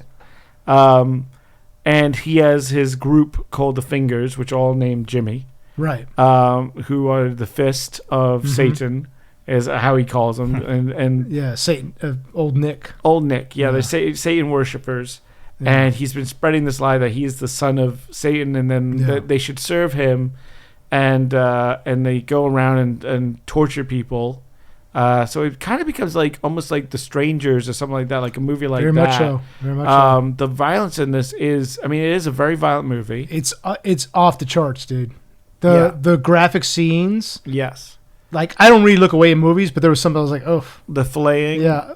Not even where they slashed the guy's wrist open when they were in the knife fight. I was like, oh, Jesus. Yeah. So part of the rules of joining this group, basically they go and they terrorize these groups of survivors, and they string them up and they say, if you want to survive, you have to fight one of our guys and you'll join our group, basically. You'll take over whoever you kill. Take the place, yeah. Yeah. If they survive. If you say, no, I don't want to do this, we'll kill you. If you refuse, we'll kill you. There's no way to really get out of it. So I was like, oh, that's how Spike got probably involved in this. Because Spike is part of this group, and you're like, this kid I wouldn't think he would join this group based on what we saw in the last film. But knowing now that he probably didn't have a choice. No, definitely not. He ended up in a knife fight with another boy. Right, because at the end of the last film, he runs into the Jimmies while he's on the road. Yeah. And they save him from some of the infected, and that's the last we see of him. Yeah. And then this film, they've taken him. Yeah, and it's his initiation is pretty much the start of the movie. And just they're the worst people ever. I mean, they're just everyone's just surviving, and they're even the girl Kelly. Yeah. Spike goes, "Let's run away. Let's get out of here," and she goes, "There is nowhere else." Right. I've seen everywhere else, and this is better. Yeah. Because they're surviving as a group. Right. Even though they're terrorizing, murdering a lot of people. Right. And while this story's going on, there's kind of two parallel stories going on. So you have that story, and then you have the story of Ray Fiennes' character, who we met in the last movie, who's a doctor, Dr. Ian Kelson, yeah. And his relationship with one of the infected, the alpha male Samson, who is this, super large infected, who's, the infection has grown his muscles almost like steroids, and he's become this alpha. Yeah, and he's like very impervious to damage as well. Yeah. And he keeps coming towards Kelson's camp, and Kelson's using blow darts to keep him subdued. So he'll hit him with a blow dart, and it's a cocktail of morphine and various other drugs. And he starts to realize he's doing this on purpose. He keeps showing up because he wants to get hit with this morphine. He basically wants to get drugged up. And it's the first time you kind of see there's a little bit of learning capability. Humanity, yeah. And Kelson's kind of just let's see where this goes. Right. He's very much I'm going to take a chance here, and I'm going to get fucked up with you. I'm going to try some of this morphine myself and see what happens. And they start this kind of almost friendship, yeah. Where Kelson's maybe there's something here, there's some humanity left, and he's just give me a sign, give me something, or if you want, I can dose you and kill you basically, and let you stay tranquil forever. And it's the most beautiful part. I mean, the guy who plays Samson, Chai Lewis Perry, so good in this, and you just see him as he's in this morphine haze, and he's looking up at the sky, and he just utters the word moon. Yeah, and it's just enough for Kelson to be like, "Oh well, my God." Kelson's about to hit him with another cocktail of drugs that's basically going to kill him. Yeah, and so they've already kind of established this friendship, and and Kelson is realizing that the drugs are, in essence, quieting the virus that's in his brain. Yeah. To the point where it lowers it enough that the person that's still stuck inside is able to experience some type of humanity, experience memories, and not feel that rage that makes that creates this violence that the infected have. Also, we realize that the infected see other people who are not infected as monsters, which makes them kind of attack. Yeah, so, we see through the infected eyes for the first time. And it's the rage virus compelling them to kill. Exactly. Yeah. So as he's about to stick him, he's like, "I'm so sorry. I can give you peace." And that's when they've been hanging out for a while, dancing, and he's looking up at the moon now. And he says "moon," and he's like, "Oh shit, what did you say?" Like, and that's when. Another good thing the movie did very well is that Samson's eyes are like this kind of blood red, which is like it's supposed to be modeled off of rabies, which is how apparently like animals that are infected with rabies look. But as the more that he gets this drug, the less and less reddish his eyes become. Yeah. So and eventually they just become kind of normal. They look human as well. But yeah, so then he spares his life, and because Coulson is a doctor, he realizes, I think I can treat this. It's a psychosis that I can treat this with a cocktail of drugs that will help you. The movie kind of glosses over it a little bit, but it seems like he would probably have to get these drugs like throughout the rest of his life. Yeah. But he just gives him like one mixture just to see what happens. And he does say like, look, I've been dosing you with morphine just to keep you placid. He's like, I'm about to run out. Right. Like, I've got 2 weeks left. He's like, I've checked every medical cabinet in 70 miles. You know, it's like once this is done, it's done. And so he knows he has kind of finite time. Yeah. So he's like, let me try some antipsychosis drugs and see what happens, kind of thing. But he has no clue, really. Not at all. Because he's not like a CDC member or anything like that. He's just like a local... He's just doctor, doctor. So he's just kind of, taking a shot. Yeah, just kind of guessing. And you get to see, Ray Fiennes does an amazing job in this. I think it's some of his finest work. Holy shit. We all know how much of a powerful actor Ray Fiennes is. Yeah. But he's backed up by Jack O'Connell, who plays so Jimmy Crystal. Who was also in Sinners. Yes, he was Remick. Yeah. This guy, Jack... They have a scene together where Jimmy Crystal and Ian Kessel meet. They think that Jimmy and his followers believe that Ian Kelson is his father, is old Nick, as they say. Is the devil, yeah. Because he's got the iodine all over his skin, so he has a reddy hue. Erin Kellyman, who plays Kelly, who's one of the fingers. Great, yeah. She goes on like a scouting mission or something, and she finds him, and she reports back to the group like, I saw him. I saw old Nick. He's in a Palace of Bones, which is of course looks terrifying. Yeah. So they scout him from a distance, and then there's a scene where Jimmy Crystal's basically like, "Are you old Nick?" That's where the two stories kind of converge. Yeah, it's like, "Are you old Nick?" And he's like, "The devil? No, that's not me. I'm just a guy." So then they finally have the scene about they talk the beginning of the infection, how Jimmy Crystal was actually only 8 years old when it started. He doesn't have much memory. And I was thinking, I'm sitting there, and it's just like these two very powerful actors, and it kind of felt, not that Ralph Fiennes is going anywhere anytime soon, but it kind of felt like Ralph Fiennes. It's like the old like the heritage kind of actor, kind of handing it off to like Jack O'Connell to an extent. Good, and Jack O'Connell holds his own really well. Very much so, man. Like he's a very young actor. You know, like. He's done a lot of stuff. Like I remember him he did a show in England called Skins, which is an amazing TV show. Yep. And he's great in it. And he's got a lot of experience under him. And like I said, like Sinners, he's amazing, very charismatic. So hope to see a lot of good things coming from his future. Man. I've only ever seen him in Sinners. And he's great as this role of this very charming yet psychopathic, sadistic person. Yeah. For what he asks from his followers. And it's interesting because we've never seen in this franchise, we see it all the time in Walking Dead and a lot of other survivor shows, how other survivors prey on other survivors. We haven't really seen that in this franchise. No. Humans tend to band together in this franchise to survive as much as possible. And we haven't seen even from the get-go from the first one where... Well, the end of the first one, it was the soldiers trying to kill... Yeah, to an extent, yeah. But that was more soldiers just kind of losing it as opposed to survivors taking advantage of other survivors just to take what they have. Yeah. That's more than what that was. I thought at the end of the first one... They were, or at least one or two of the soldiers was trying to assault the female. No, for sure. But that was more so. Yeah, that was more soldiers losing control. Yeah, they weren't praying. Well, that was a captain promising the soldiers women. Yeah, exactly. That wasn't it. That's not them preying on them just to take the shit that they have. No. Whereas we see that along Walking Dead, and we haven't really seen too much of that in this franchise. But Jimmy Crystal's people, that's all they do. They do. They prey on other, not only to torture them, but they take what they have. Yeah. And the Kelly, the girl group, does she wear a wig as well? Yes, yeah, they all wear wig. Aside from, blonde. I think Jimmy Crystal's hair is really blonde. Is she the only female of the group? There's two others. No, there's a few. There's two others. Yeah, two others. Yeah, and one of them is a really good fight scene, because they have this farm boy. They basically home invade a farm, and they take over, and they're like, okay, like yet again they offer like you can either die with the rest of your family and be skinned alive, or you could fight one of our group.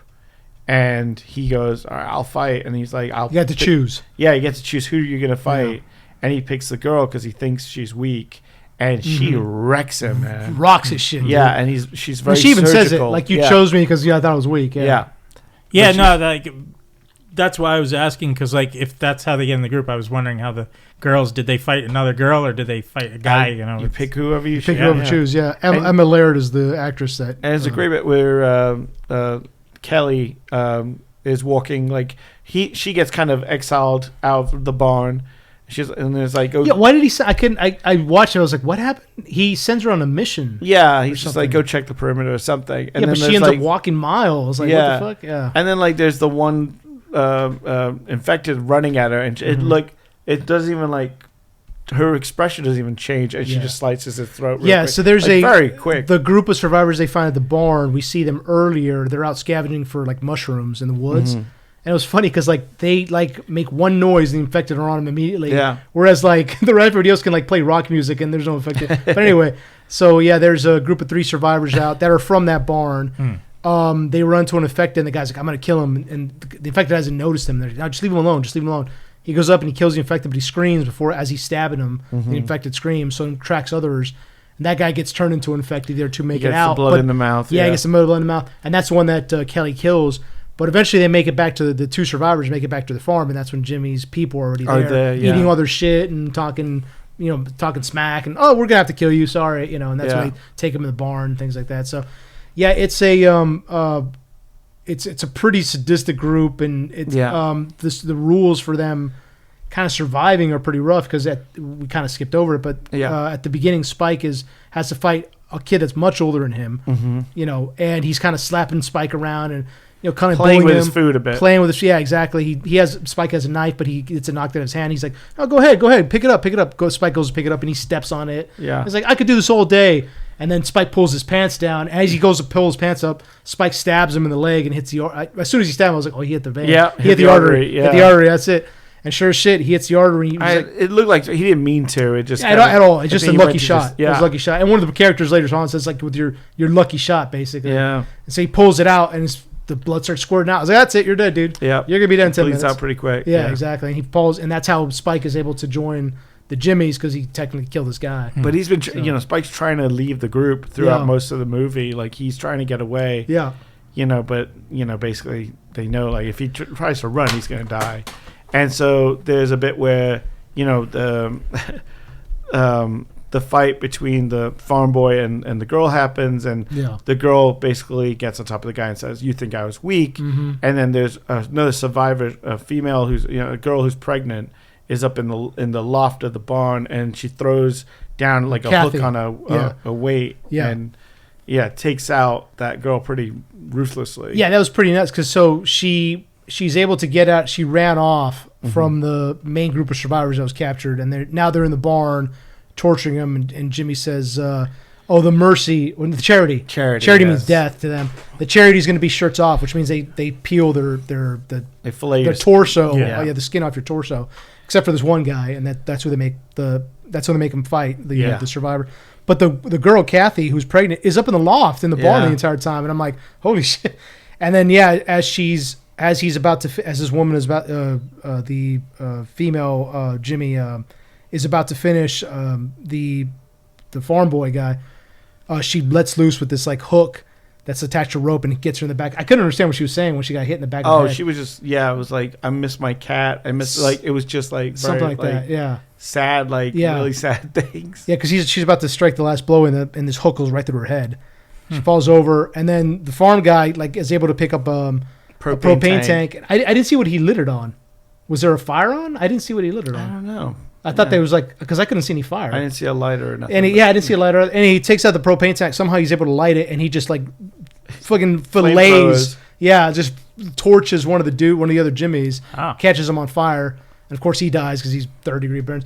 So then, but the girl's up in the loft, and they see her, and she's able to get out as the rest of the barn goes up. Yeah. Spike is sent to go capture her, and around the farm, they have this like fence, this perimeter fence, and Spike catches up to her, and I thought that was going to be the new adventure they're going to go on together. Yeah. So she's pregnant, trying to run off, and Spike's like, "Please take me with you." Now he hasn't participated in anything. He got sick, so he was allowed to sit outside the barn while they filleted him, and she saw that. She saw that he's not necessarily.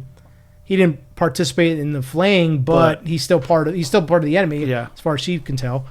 And I thought he's like, "Please take me with you." And he should have said like, "They just captured me." But he didn't say anything. He's just like, and she's like, she comes up to him kind of motherly and punches him in the stomach and runs off. Yeah, yeah. So then he goes back. He's like, "What?"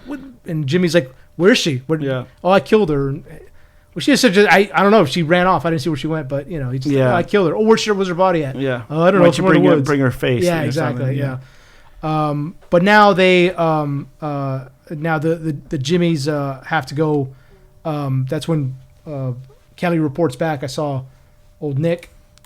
Old Nick in the in the woods, and then they go meet up with him. Yeah. Yeah. But anyhow, they do have a scene with the doctor and Jimmy Crystal between Ralph Fiennes and Jack O'Connell. Yeah.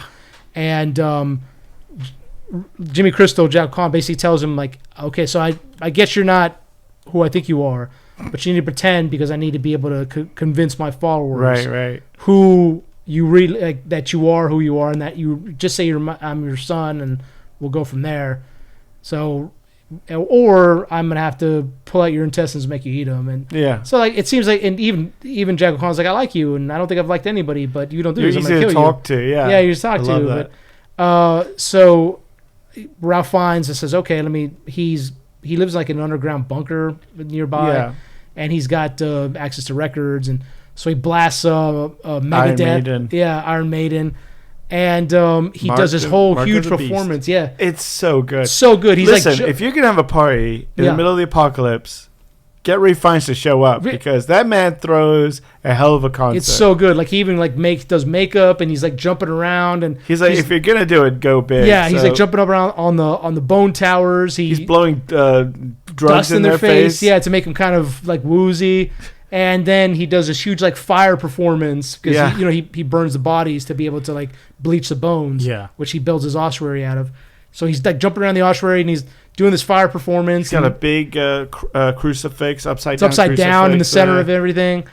And my theater erupted when he finished. My theater erupted. Everybody started clapping. It's a freaking musical performance. It's so good. Ray Fiennes is in incredible shape for his age. And he is the way he just moves, moving around, and I mean, it's filmed really well. Mm-hmm. He's got fire behind him. He's singing along to Iron Maiden. I mean, he is the dragon. Yeah, exactly. He's definitely like feeling that spirit's definitely coming through him.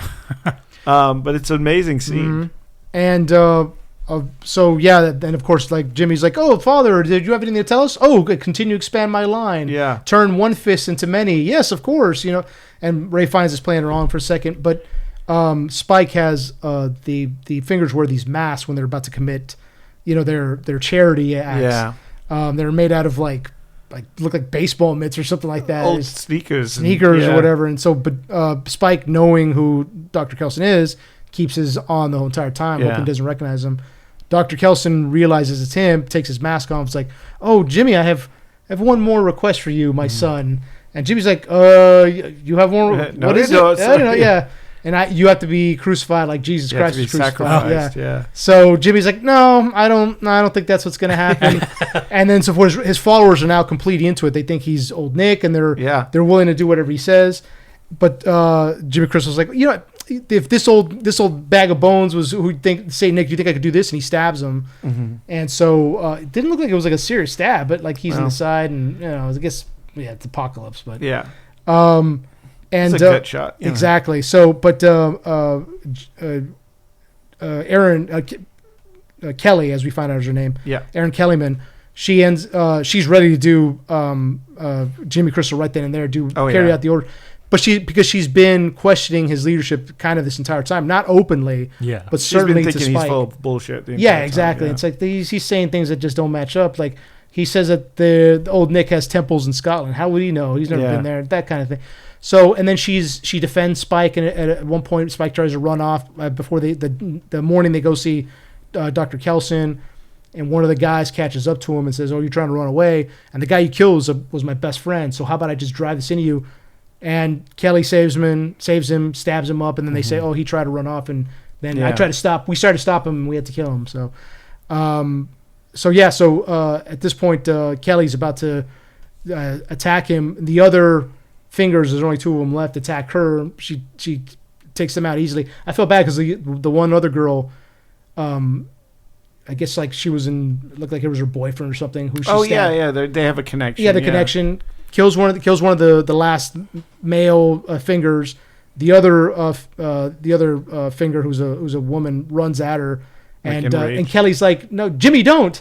Trying to like, don't attack. But of course, she's forced to defend herself, kills her as well. Mm-hmm. And so then we see Spike in the chaos goes up and stabs Jimmy Crystal. Jimmy Crystal. Yeah, it's hard when they're all called Jimmy. Yeah, exactly. Yeah, stabs Jimmy Crystal. He's wounded pretty badly. And last scene we see is right in the side. Right in the side. And the last thing we see is Kelly, and she finally says, "My name is Kelly," by the way. It's not Jimmy. Yeah. As they're walking off, we see Jimmy Crystal's now crucified in the upside down cross next to the dying Kelson. Mm-hmm. And then we see Samson walks in, who also had a pretty crazy scene as well. The train scene. We didn't even talk about it. Yeah, that's right. There was a train scene. Go ahead, Watson. So after, before all this happens, the doctor, Kelson gives Samson some antipsychotics. And then he's there waiting for Samson to show up in the morning to give him the drugs like he normally would, and Samson doesn't show up. And Kelson's like, "Oh boy, my friend, I hope your eyes are open. I hope I hope this works, kind of thing." And you see Samson, and he's in a riverbed, kind of washing his hands, and is wearing like almost a loincloth, if you will, which usually he's just stark naked running around. They show a lot of dong. Yeah, there's a lot of Samson dong in this. Yeah. And then, but this is the first time you see him actually covered up. And you're like, oh, he is kind of regaining his consciousness. And then he ends up on the train where in the last movie they found the pregnant woman. It's the same train car. Mm-hmm.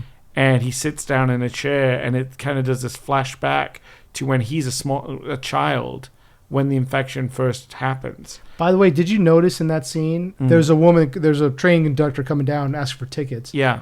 But as she's coming down the road, it's very quick in the background. Did you notice the infected in the background? No, I didn't. So as she's coming down, she gets to the table that he's sharing with his parents on the same train. And she says tickets. And in the background, you see a guy kind of contorting. Oh, wow. Okay, yeah, which is because the train obviously derailed somehow. Yeah. And as we find out, he was on this train when it derailed. And he was reading a book about the moon. Exactly. Yeah, it's very quick, but it's in the background. She's like, tickets. I gotta see that again now. You see a guy contorting back there. It's pretty good. Yeah. And then the people on the train around him in this flashback kind of turn into the infected, and he cuts back kind of to where he is now, and the infected are around him, and they're kind of realize that something's wrong with him, he's different, and they start like he mutters something. He says no at first. Oh yeah, he's just like, I don't have a ticket. Yeah, he goes, I don't have a ticket. Yeah, and then they start attacking him. Oh, it's so good, dude. And they're just like, they're spitting blood at him, but it's not infecting him because he's already infected, and they're just trying to bite chunks out of him and stuff, and he's just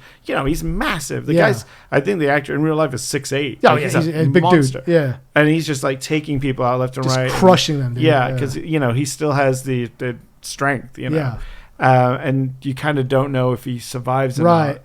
And then you see him emerge from the train, covered in blood. Yeah, blood. Such a good scene, dude. Naked, and you're just like, oh, he's lost it again. Like I thought, like, oh, he's because he screams. He's like, oh, he does that at the end, when he walks out of the train.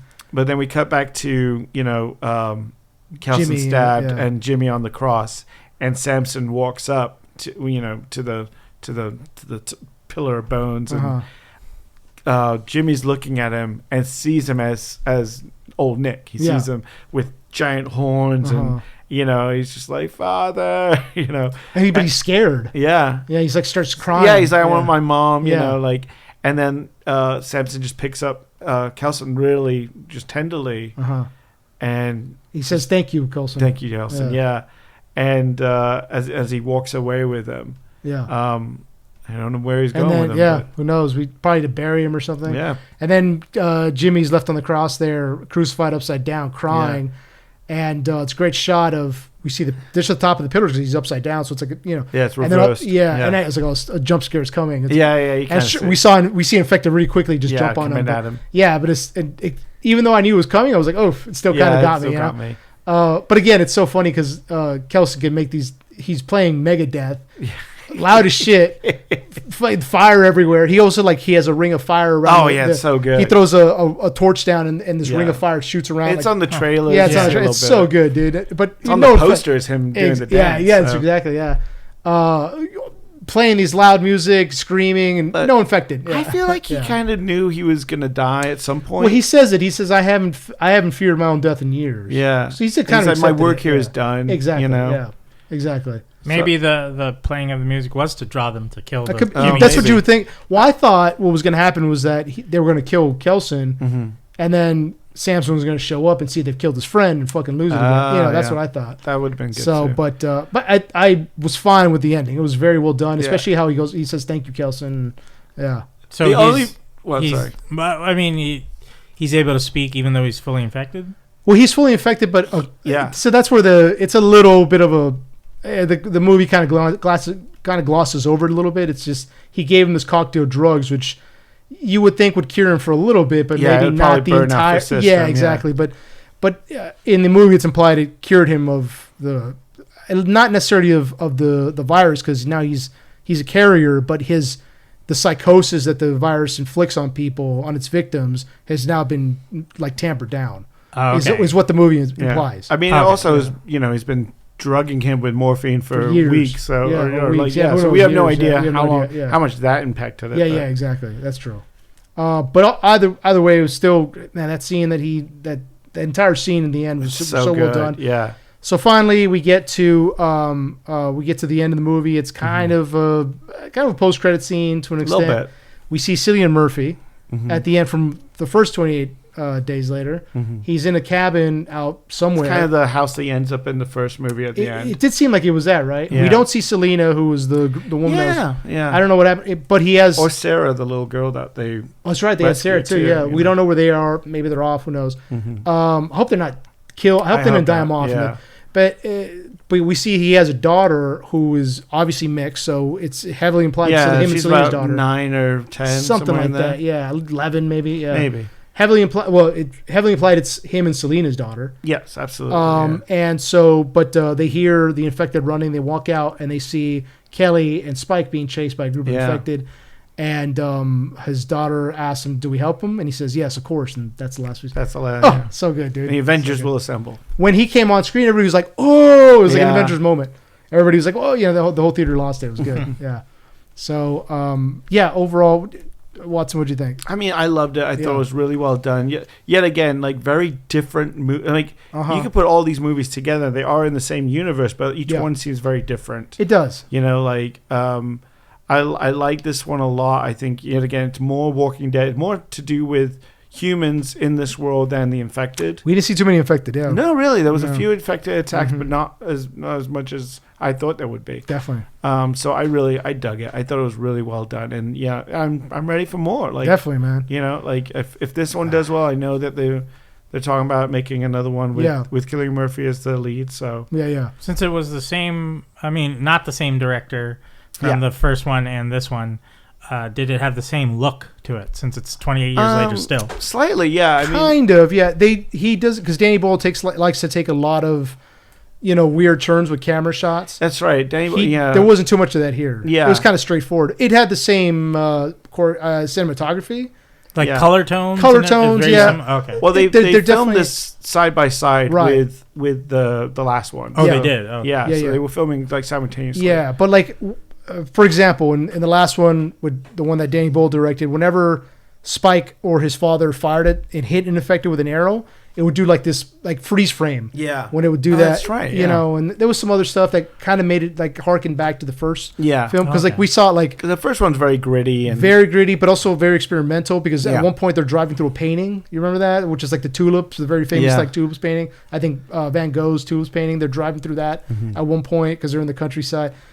so he takes a lot of chances with the camera angles and shots, but this one was a little more straightforward though. Okay. It kind of felt like the second one, which is much more glamorized, clean Hollywood. Yeah, it's a more Hollywood movie. Yeah. I think it's still a great film. I still really like it. But yeah, I mean, it kind of felt the same to an extent. Yeah, not as many chances with the camera as Danny Boyle does. You could tell it's a different director. Mm-hmm. But same still writer though. Same writer. Yeah. Alex Garland. Yeah, Alex Garland. Alex Garland again. Jesus Christ, man! And just let that guy do whatever he wants. Let him cook. Jesus Christ, so good. Him Yeah. cook. He also did Warfare, like I said. Yeah, so he's good. fantastic. And Civil War and a bunch of others. God, such a great writer. Prolific. Ex Machina. Mm-hmm. But yeah, would you recommend it, Watson? Absolutely. Yeah, I me think too, it's a man. great film.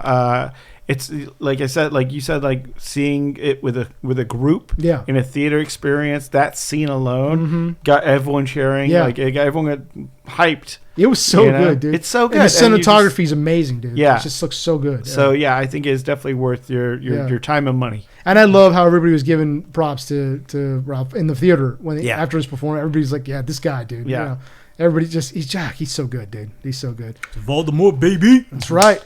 But yeah, Bone Temple, check it out. Mm-hmm. We also watched another movie that we thought we weren't quite as pumped up for Bone Temple, but we thought it was going to be not so great. But I mean, it surprised me, and that movie is Primate. Yeah. We have a chimpanzee. We have the chimpanzee. We've been here. Ben is here. We're gonna do an interview with him right now. Yeah, how you doing, Ben? How's it going? Who is the chimp that is in Primate? Yeah. Bad touch, my no hole. I don't want to wear the lipstick and dress again.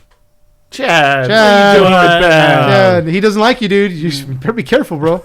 This guy's dangerous. That must have been a different Chad because I don't mess with monkeys. Chad bad.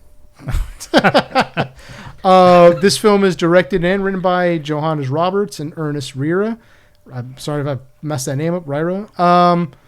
It concerns a beloved family. I guess he starts off more as an experimental type of primate. You find out the mother was a doctor working with linguistics with animals, right? Yeah. And who was adopted by the family eventually as a family pet. They were teaching the chimp sign language. Eventually a mongoose makes it into his enclosure, which is his cage, and bites him and gives him rabies. Yes. And so that's where the plot takes off, and now and then it becomes your regular slasher flick. To an extent, yeah. To an extent, you got a group of teens that come home, and they're gonna spring break, woo. Yeah, we have Lucy, who comes home with her friend Hannah, and who is there? Oh, there's another girl too, Erin, I think. Yeah. They come home. This takes place in Hawaii. The home is situated on a cliff with very few neighbors. There's only one way out of the home, and right below the cliff is the ocean. And they come home to kind of like hang out. It's Lucy's first time back home in a long time. Yeah. Apparently, she's to an extent she's a little estranged from her parents. Yeah. She has a sister who is a much younger sister who lives at the home. I think her name is Erin. It's Hannah and Kate are Lucy's friends, and Erin is her younger sister. And it's shown that Ben, who is the primate that they have adopted, is like a family. It's like a little brother. He hangs out under Erin's bed. She comes home. She has a little bunny. She's like, oh, I wonder who I could give this to. And you see a primate hand reach up and grab it, and very playful. Yeah, playful. And she looks under the bed, and he's under there smiling at her. And at first, it's very heartwarming, and they have this they've grown up with this primate, this chimp, and unfortunately he doesn't turn out so well because of the rabies. Unfortunately, rabies is the thing that'll turn your best friend into a killer. Hey, and at least it wasn't a demon that took over. Although that would have been interesting to see if it was like a possession movie, but they possessed the ape instead of a person. Be like, what? Made a mistake. We also have Adam, who is the father of the girls. He's a very famous writer. He's deaf, So he The actors from Coda. Coda, yeah. Coda, yeah. Yeah. It's I guess it's implied that he met his wife because of her I guess her work with Her work, linguistics. Yeah. Yeah, and so they've taught Ben how to sign language, and what Watson was playing earlier is he has a tablet that he's able to mimic certain things. Yeah, here we go. Lucy, dad, dad, dad, dad, dad. Yeah. So yeah, he's able to type out certain characters on this pad, and the pad will basically just mimic what he's trying to say. Yeah. So It's used kind of to be threatening, but it's Yeah. also kind of silly. exactly. Yeah. I took it as, at least when I remember seeing the trailer, I thought it was him like warning them, like Ben, bad, like he's telling them, hey, that makes sense. Yeah. stay away from me Yeah. or something. But then in the movie, it was kind of the other way around, like dead. It was saying like it didn't even say Ben bad, it said dead. Which I was like, why is dead programmed in that thing? I don't know. Yeah, it's weird. Yeah, it was strange. Yeah, that he weird did word. that. But to have I in think there. I think he can kind of change it as at will to be something like, because I think that was more an You say advanced. he's programming the monkey? Well, no, not he's programming, but like I think it's a simplistic thing that you Right. can. He knows what dead is, so he Yeah. can Yeah, form makes it sense. to be a saying on there. Yeah, 'Cause yeah. I don't think it would just be so simple with a few buttons on there. Yeah. You'd have to be able to. It was a switch little bit around. more advanced than speak and spell. Mhm. But I mean, like you can tell the chimpanzee was advanced the way he like was able to know how a key works. Oh yeah, he and knows stuff how like to open doors with a key fob, Yeah. Yeah. and Exactly. yeah, For a car, yeah. how to not turn on a TV, but just smash a TV. Smash I the- guess. yeah. So what happens is eventually the rabies is slowly affecting Ben. They find a wound on him, a bite. At first, they don't think it's anything Mm-hmm. because, as they say in the movie, there's no rabies in Hawaii. Mm-hmm. Or there's no other pests or that carry rabies. Yeah. They, well, yeah. But no, he wouldn't. I mean, the dad didn't say rabies specifically, but he said there was there's no animals on this island or whatever like that, or something of No, that. he said there's no rabies in Hawaii. Remember? Did he say Yeah, that? when he's Yeah. texting the veterinarian, like, "Is this a joke? Like, Yeah. this is rabies." He's like, "There's no rabies in Hawaii." She's like, "Thank you for your medical expertise." Well, no, I thought But, there was no mongoose in Hawaii. No, he there's said rabies. mongoose, Yeah. Yeah. But anyway, so Ben begins to be slowly affected by this thing. He attacks one of the hosts, Yeah. one of the guests, and they all are driven into the pool because not only can Ben not swim, that's what the characters say, but also Hydrophobia. hydrophobia. We get a little explanation of what hydrophobia is in the beginning of the film, but mammals that are infected by, including people who are infected by rabies, have hydrophobia, which is the fear of water, because the virus does not want you to consume or drink any water at all because it'll wash the virus out of your mouth. Mm-hmm. So and that's where That's how it's it spreads, transmitted. yeah. Except from the saliva, that's where the virus is transmitted.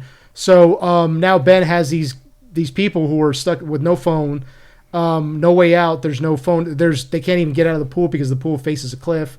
Yeah. There's walls on either side, and it's just the patio where Ben is now kind of stalking them at.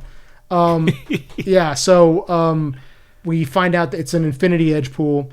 So we find out that Ben is actually able, because he's a chimp, is able to scale the walls, and Yeah. he jumps onto the infinity edge, which is nothing but a cliff. And so there's another guy in there who's a friend of the family He's friend. the brother Yeah. of one of her friends. Yeah, exactly. His name is Supposed Nick. to be like the love interest. Yeah, he's like the girls have a crush on him. Yeah. And the main character and one of her friends is her frenemies are kind of competing for him. Yeah. So he's like, I'm going to push him off the edge. He tries to push him off. It looks like he does, but of course he's a chimp, so he's able to hold on. Yep. And he reaches in over and just throws Nick over the side into like this 300-foot drop. and he they show him smashing his face on the rocks. Splat. Yeah. And Watson lost it during that. This was my I favorite like, death of the movie because, I mean, it's one thing, like, he's falling to his death. You see the rocks below. Yeah. You see the water. I'm like, oh, maybe he lands in the water and be back for the third act, something. No, you see his head impact the rocks and just flatten out. Explodes like And an then egg. Yeah. it cuts back to this dramatic shot of Ben the chimp watching the guy fall. Yeah. He turns to the group of survivors that are still in the pool and he maniacally laughs. Yeah. Like a full chimp face, just Yeah. And at that point they made him a supervillain and I lost it because I was like, oh, this is the movie we're gonna have. Yeah. This is fun. I lost it. I thought it was great. Yeah. Suddenly It's Cape Fear, you know. I wouldn't say that. I mean, I felt the actors did a great job of portraying, because like when the girl lost her brother, like she sold it with like she was screaming, crying, and like she was partially angry but partially also terrified, and like she almost kind of went forward to try to push him, and like they pulled her back from doing that. Yeah. But and that's when they cut to him laughing like.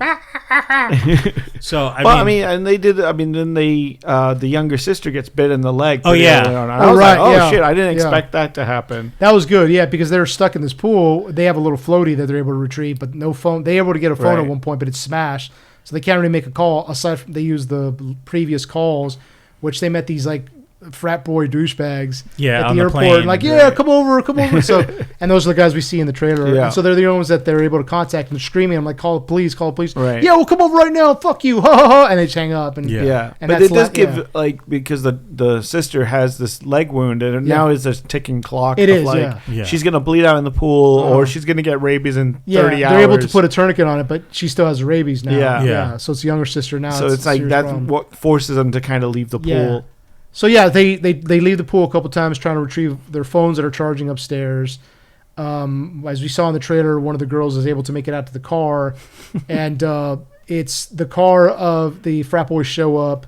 They have their own car. They park outside, and one of them has an experience with Ben, and gets his ass handed to him. Basically, he just rips his jaw off. One of the most violent deaths in the movie. It's like the first death, which is in the first 5 minutes of the movie, is we see a vet get killed by Ben. Yeah, torn apart. Yeah, it's his face pulled off. Face off. Ooh. And then we see this frat boy get his lower bottom part of his jaw completely ripped off as well, and him just kind of gurgling and still alive. You know. Yeah. When Another Ben's guy, beating the hell out of him. he encounters Ben on the patio. He picks up a shovel. That's the last we see of him. Next scene is Ben just beating the shit out of him with a shovel. I don't know why they didn't expand on that. That maybe they deleted that scene and like they filmed it, but they cut it just for time or something. Yeah, it does seem like that. That's when Ben does a flying kick at him or something. But I think even though like the face being ripped off and then the jaw being ripped off were pretty violent, I thought the girl in the car got the worst of it because he probably you didn't get to see what he fully did, but you saw him biting and doing all this stuff. So just like that's awful. Yeah, she ends up in the wrong car and she realizes she has the wrong key for the wrong car, and that's when Ben is able to get in there and just to tear her apart. Literally. And she's on the phone with the cops going like, "He's got us," you know. Yeah. I mean, eventually the father comes home. Because he realizes it's rabies. Doesn't really see anything too out of ordinary, even though parts of the house are just destroyed because they've had to. He's eating pizza and he's walking through. It's the best sequence of the film because we're getting it from his POV. Exactly, he's he can't hear. Yeah, he's hearing impaired. Yeah, and you see him, Ben, and the daughter in the background chasing each other. Yeah, while he's just like normally going, "Oh, I guess everything's okay." Until he comes across one of the boys who got his jaw ripped off, and he's like, and then of course he has to he uses there's a whistle that he uses to kind of whistle, to kind of calm Ben. It works somewhat under the rabies, but eventually they should start kind of swinging on each other. Yeah, you know. What I really liked about this movie is that there are parts. As Ben gets, I guess, more and more infected by the rabies, his face turns more and more. Yeah. Unless I should say less and less, not human, obviously, but friendly. He's more aggressive, and he's just he looks kind of like an older chimp, and kind of like 28 days later face. Yeah, exactly. He's got the red eyes, the rabies eyes, and so I did feel bad. So there were some parts where you kind of feel bad for him. He's like he was his family kind of friend, and he got infected, not through no fault of his own, was infected by this like terrible disease. And I thought what they were going to do, they're going to do like a whole thing of like, maybe he's about to beat one of the girls to death or something. She's like, Ben, just remember, are you still in there? That kind of thing. Yeah. And Ben would kind of, they didn't really do that. The whistle kind of worked to an extent, but then he just starts like beating on the father. And then it turns into like a punching match between him and Ben. Like malevolent stuff. But but it was hilarious because like, chimps are crazy strong. Oh, yeah. Like you're not winning a fight Without against them. rabies. Without rabies. But he's got dad strength. That's true. He's defending his daughter. Yes, yeah, True. that's right. See? And he had that wine bottle that he impaled him with. That's right. Yeah, he had a wine bottle. They smashes the wine bottle, sticks in his heart. We think that's over. Of course not. They always come back for one last. That's right. I thought what was going to happen. They're up on a patio that overlooks the pool, and I thought that he was going to run at them and they're going to move out of the way because they talked about water. Yeah. He's going to fall into the water. He can't swim, and he's got the hydrophobia. So, and I thought maybe he's going to pull Lucy, the main girl, with him down there, and they're going to kind of wrestle in the pool. And I thought that's why. Yeah. But no, he just falls and. I thought he was going to fall off the cliffside because I just the picture of that would be funny to me. I don't know. Well, that's what I would think. Like what I would have done is like they're wrestling the pool and he drowns. And she's like on the edge, infinity edge, like catching her breath, and he comes back up. Yeah, and that's when she throws him over the side, and they both go over the side, but she's able to hang on. You know, the whole cliche. I'll get you. As he's falling, As he's hitting the pad, like I'll be back. Yeah. I'll be back. Overall, what'd you guys think of it, though? I had a real Did you blast enjoy with it. No, I really enjoyed it. Yeah. I thought it surprised me with things, and it really went did some creative things with it in my opinion, and I had a real fun time. Even there was even some little poignant moments, like even when he was infected, him and the girl, he was like holding her hand, just like you thought he might recognize her, like he comes out of it, but no, and then he like Just snaps her hand. Yep. Yeah. I was like, oh no. But no, yeah, I enjoyed I enjoyed how zany it got too with some of it, because if it didn't, it'd just be kind of bland and meh. Yeah, exactly. Yeah. Yeah, I think it was a good overall. Like I had fun with it. As soon as I kind of, like I said, with that death, I kind of was like, oh, this is what movie we're getting in for. Okay, all right, then I'm gonna have fun with it. Yeah, Yeah. And like you said, like the cast is pretty much all unknowns, other than the father. It's the ape makeup. It's fully animatronic. I think there's maybe like 5% CGI enhancement In the face. in the face, like when it gets the super guy in the angry. suit looked. Yeah, did a great fantastic job. job. Yeah, so dude, He He's must have really went to good, Andy man. Serkis's school or something. Yeah.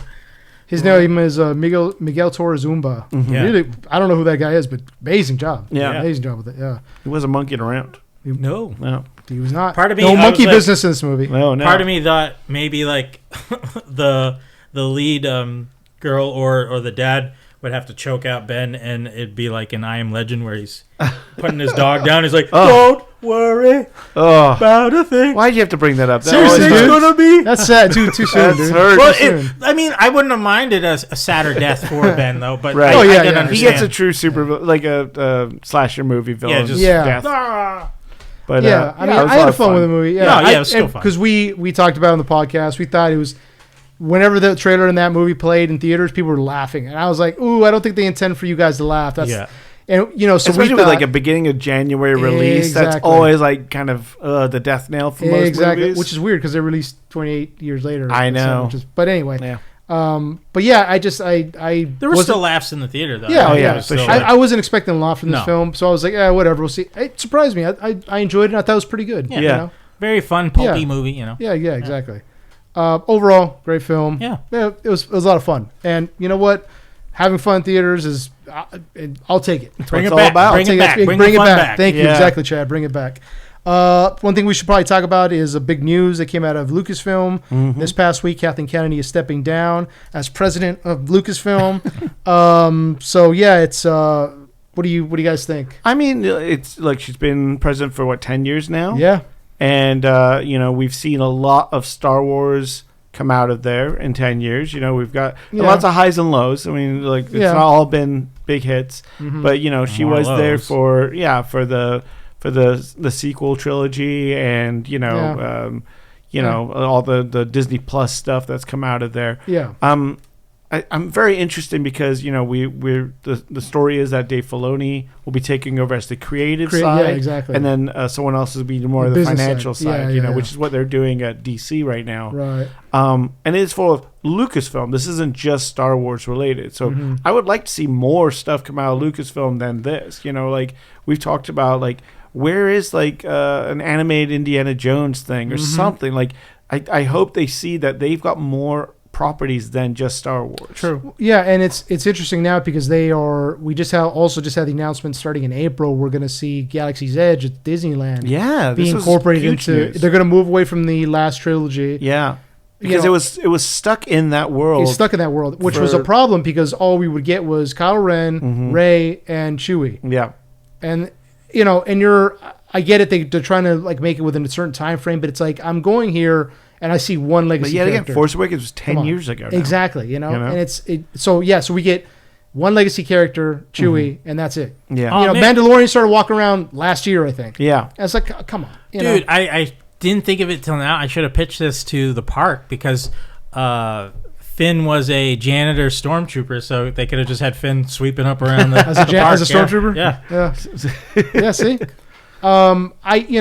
It's just going in that. I like Galaxy's Edge a lot. I like hanging out there. It's a cool thing. But like, I see Kylo Ren walking around. I'm like, all right, cool. Well, that's and cool. they just closed Rise of the Resistance ride for a while, indefinitely. We don't know when it's going to open, but maybe they're going to retool it so it's not to do with the First Order now. That would be so sick, dude.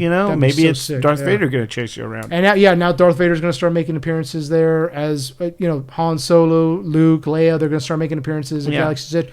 Gee, who would have thought that would be a good idea? I mean, come on, So we are getting a little bit of a pullback from the way Lucasfilm has been run for the last couple of years. I think all of us have our criticisms of how the last trilogy was handled, how some of the legacy characters have been handled. Dave Filoni, he's a fan, so that's cool. But he studied under he was a protege under Lucas. So, exactly. Yeah. So. I think that he tends to be stuck on Clone Wars a lot. I get it; it's his baby. He loves the prequels. It's his baby. I get it, but it's like, okay, can we? He's a big apologist for the prequel stuff. Yeah, and that's fine. But like, we can also get into other things, like you said, Indiana Jones. It's just, I think we all have our opinions on that movie, how that was handled, the last one.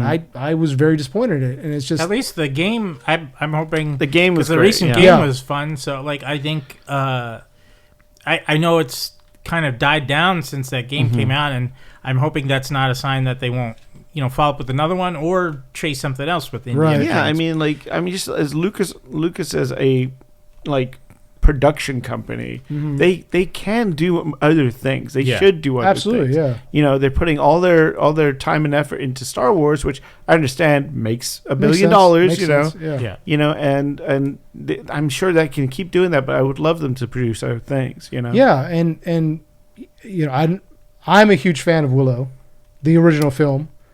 That doesn't even exist anymore. It's gone. The TV show. What are you talking about? The TV exactly. What are you talking about? No, there's only a one movie and and that's it. Nothing else. Yeah, I know. I agree. Yeah, but you see, that's what I mean. It's just like, come on, So I'm excited to hear that Dave Filoni is going to take over. And I'm excited to see what he's going to do. I'm just worried that he's going to be stuck in the Clone Wars. It's just like we're going to see a lot of Ahsoka. We're going to see because that was one of his characters. Yeah, this is I mean, look, I wouldn't mind more stuff from like General Grievous. Like if we want to do stuff with Separatist War, like I'm good with that. Bro, they had the First Republic game come out a couple years ago on Xbox or whatever. Do that, Jedi's of the First Republic, what is it called? I'm blanking on Old it now, Republic. Old Republic, yeah. Oh yeah. Do that. I mean, that was a great video game. Their next movie they got coming out is the Sean Levy, Ryan Gosling movie, Starfighter. Oh yeah. Yeah. Well, I mean, after of course Mandalorian and Grogu comes out, that's coming out this coming year. Yeah. And that one, I believe, the new Sean Levy movie is set 5 years after the sequels. So after 7, 8, 9. So it's set. Post I see. Rey Yeah, stuff. So they are moving the timeline forward, which is great because everything seems to the last 10 years has been like this happens in between Return of the Jedi. We've been a lot of that. Yeah. So I'm kind of glad to kind of see the story progress. Yeah, me too. And I was really looking forward to that Rogue Squadron movie. Yeah. That was going to be like Star Wars meets Top Gun. Never did that.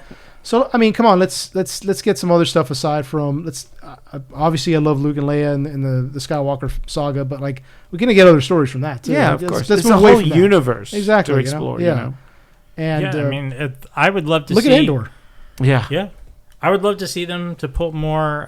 I know they're not canon anymore, but there's plenty of characters that were written into the books that can be pulled into. You watch some Dash Rendar. Yeah, I mean, there was there's some Dash, Rendar. baby. Yeah, it's just like I think there's so many stories that have been written that and also like obviously do those characters justice. Don't just throw them into get killed or die out. Like I mean, if you're gonna use them to give us something of depth. Like I mean, listen, the Acolyte got a lot of hate, but like at least they were trying something a little different. With they experimented. That's fine. You know? I mean, yeah.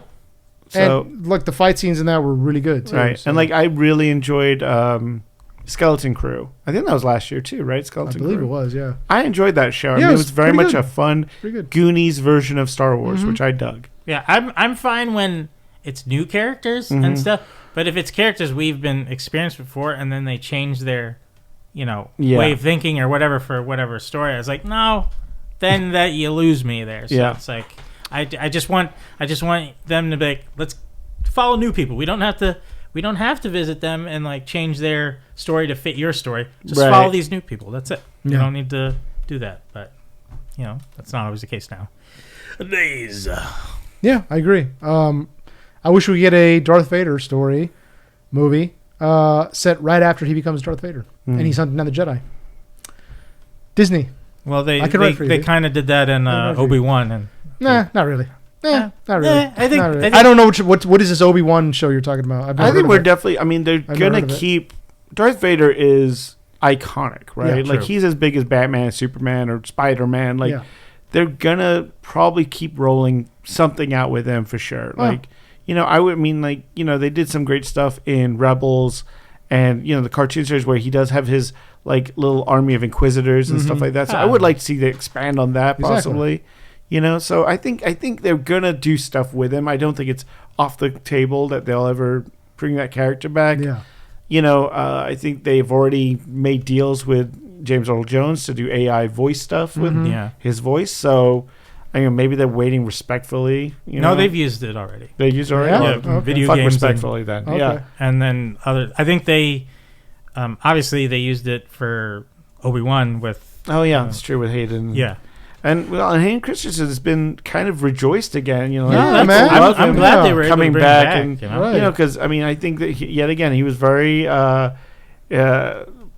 He got a lot of opposition against him when he first took the role and everything, but I think people are coming back to like, oh, this was the guy that 20 years ago I watched the prequels and this was the guy. I really hope we get a little more expansion on what happened to the Jedi Temple, because we haven't gotten a ton of that. Yeah. The attack on the Jedi, the clone attack on the Jedi Temple, in the Grogu movie. Yeah, because he's part of that, so I'm interested in seeing some of that. Yeah, which like obviously I have my issues with the Obi-Wan show, but the first like minute of it, the opening, they go right into it. Yeah, like they're being attacked at the Jedi Temple and they got to fight through. Great, let's get some more of that, and then they kind of just pulled away from that. So I just want to get away from everything we've seen, and I just want something completely new. I get it. I don't want to sit a moment and be like, I don't want them to give me a moment where I can reference it to something else I've seen in Star Wars. I want to completely let's go somewhere we haven't yet, because I appreciate when they do step out to try things, obviously. But from those things they've tried to connect it to what we've seen. I'm like, just try to make it separate if you can. So I don't know. Not everything needs to be connected, really. So it's just true. And I've been kind of let down Star Wars wise. So it's just like I need a win to win me back. I need something to win me back, really. So I'm hoping Starfighter is going to do that. Because I love those types of games. So Ryan Gosling's always fun to watch, and it looks interesting at least, Yeah, for sure. Yeah, I'm excited for the new chapter. It's Driver, but in space. Or no, is it Drive? Drive. It's Drive, but in space. Yeah, he's got a cool jacket with like a tauntaun on the printed on the back or something. A lightsaber hammer. He's got what's his name? Crumb in the cockpit with him. What's that character's name? Java's pet. Salacious Crumb. Salacious Crumb, give me a movie following Salacious Crumb. There you go. I have my own movie idea for Salacious Crumb. Well, there you go. Write it up. Yeah. Dave Filoni would probably be able to listen to it, you know? Yeah. Sell it to him, Chad. You only see one part of his life. He might have a family at home. You know, you never know. You never know. Yeah. You never know. How was work, dear? Not good, honey. Yeah. And he just goes. My boss, he just- all the other employees, they blew up. yeah. Jabba got choked out. Did he survive? We don't know. In your In my thing, he survived, Oh, okay. and he's depressed. You know, he's got nothing to laugh about anymore. He's got to win it. He's got to get his laugh back. He's like, It's literally Joker, but he's just painted. His face is painted. Salacious Crumb, but Yeah. scene by scene for Joker. Yeah. but no, you know, and then he's walking around, and all that Boba Fett crap is going on, where he's like, He does a funny dance down some stairs. yeah, he's like, yeah, you see the Muppet legs that Yeah, you see in those movies, like, I see. That's gonna be an amazing movie. It's gonna There you bring go. people back. There's the poster. I can see it I see now. it. I see it. It's him like leaping in the air. Yeah. I'm going to have to Photoshop some of that. Yeah, definitely. And Watson, you saw The Rip, which is the Yeah, latest. Chad saw it yeah. too. Uh-huh. This is on Netflix. This is the new movie from Ben Affleck and Matt Damon. Mhm. It's produced by them, by their Artist Equity company. It's a production company. Yeah. And I will just say this before we talk about the movie. They have a very interesting deal with Netflix where they have a certain deal with Netflix for the amount of views that is seen. Mhm. Every member of the cast and crew gets equal share of return. Yeah. Oh wow. So the more views it goes, the more everyone from the main stars going down to the cooks that work on the movie, everyone Oh, gets wow. a piece of the return. So That's awesome. go see it's on Netflix. I'm gonna check it out. Yeah. Just check it out and have it run in the background if you want, just to support movie making. Nice. Yeah. So what? Tell us what synopsis on this. What? Well, it was directed by Joe Carnahan, which I'm a big fan of his Yeah. action films and stuff, whatnot. Yeah. But pretty much, The Rip is the captain of a special team for narcotics, or is it? Yeah, it's Yeah. TNT is the team name. Yeah, the something and tactical. I Yeah, forget. tactical. It's basically SWAT, if you Yeah. will, but for Not Tactical technically. narcotics yeah. team. yeah, Yeah, technically a narcotics team. Tactical narcotics. team. tactical sorry, there you narcotics go. team. That was Yeah. in Bad Boys 2. Tactical narcotics. team. Oh, great. well, Okay. it's all set in Miami, so Yeah, that is true. And Same universe. Yeah. Oh, crossover. I mean, technically, with the action of this, I could see it, yeah, but not as bombastic as Bad Boys, though. that'd But- be great. I mean, that would be like I could see it going that route. now. Crossover. Yeah. But pretty much, it starts with the execution of their captain Yeah, of their TNT squad, and it leads into the and feds. she has kind of a relationship with Ben Affleck's guy. Yeah, it's revealed through like conversations with the feds interviewing each member of the team because they think there's someone that might be corrupt on the inside. on the inside. Uh-oh. And Scott Adkins, he's which is a great addition to the movie. And it's great casting. Yeah, because he looks very similar to Ben Affleck, He's Ben Affleck. Was supposedly brother. brother. Yeah. And Nice. me knowing him from martial arts movies, I was like, oh, they might use him. He might be a bad guy or secretly or right. something like that. But no, it's just plain role, which is great though. It He works. doesn't have a good fisticuff scene either. No, really. but I'm totally fine with that. Yeah. Sometimes I'm he glad just wants to be an actor. Yeah, and I've rarely seen him do a English accent, or I mean American accent. Yeah. So he did it pretty decently with it, and so he's interviewing the whole team, kind of antagonizing. Yeah. And while that's going on, Matt Damon's talking to their chief, and he's just like, yeah, we don't know. Do you think it's one of us? Or do you think? And Damon's really pushing for their team to do an internal investigation because the internal affairs are gonna obviously try and pin it on one of us. So we want to go in and do our own investigation. Yeah. And you could tell he's pushing for that, and then Ben is getting frustrated with the questioning with his brother, and they have a little rustle in the office, like, "Oh, fuck you, buddy! What's he doing?" He's being a fucking bully." Yeah. And that was a great line. And so it goes to after they're all relaxing because I think they're going to be off that weekend. Yeah, basically they're taking their team's been taken off, have been defunded. Yeah. And so they're kind of just sitting around, but mostly. Yeah, and they're talking about their issues between each other.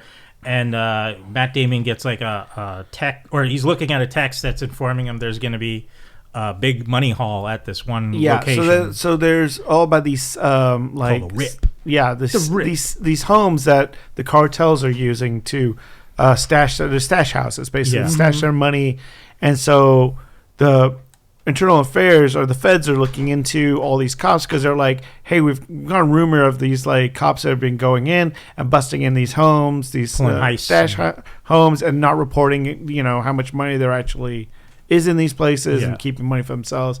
And Matt Damon's like, well, you're pointing fingers at my team, know. Yeah. So, but he gets a tip. He gets a little text message saying that, hey, there's this home. There's what was it, 20 million in there?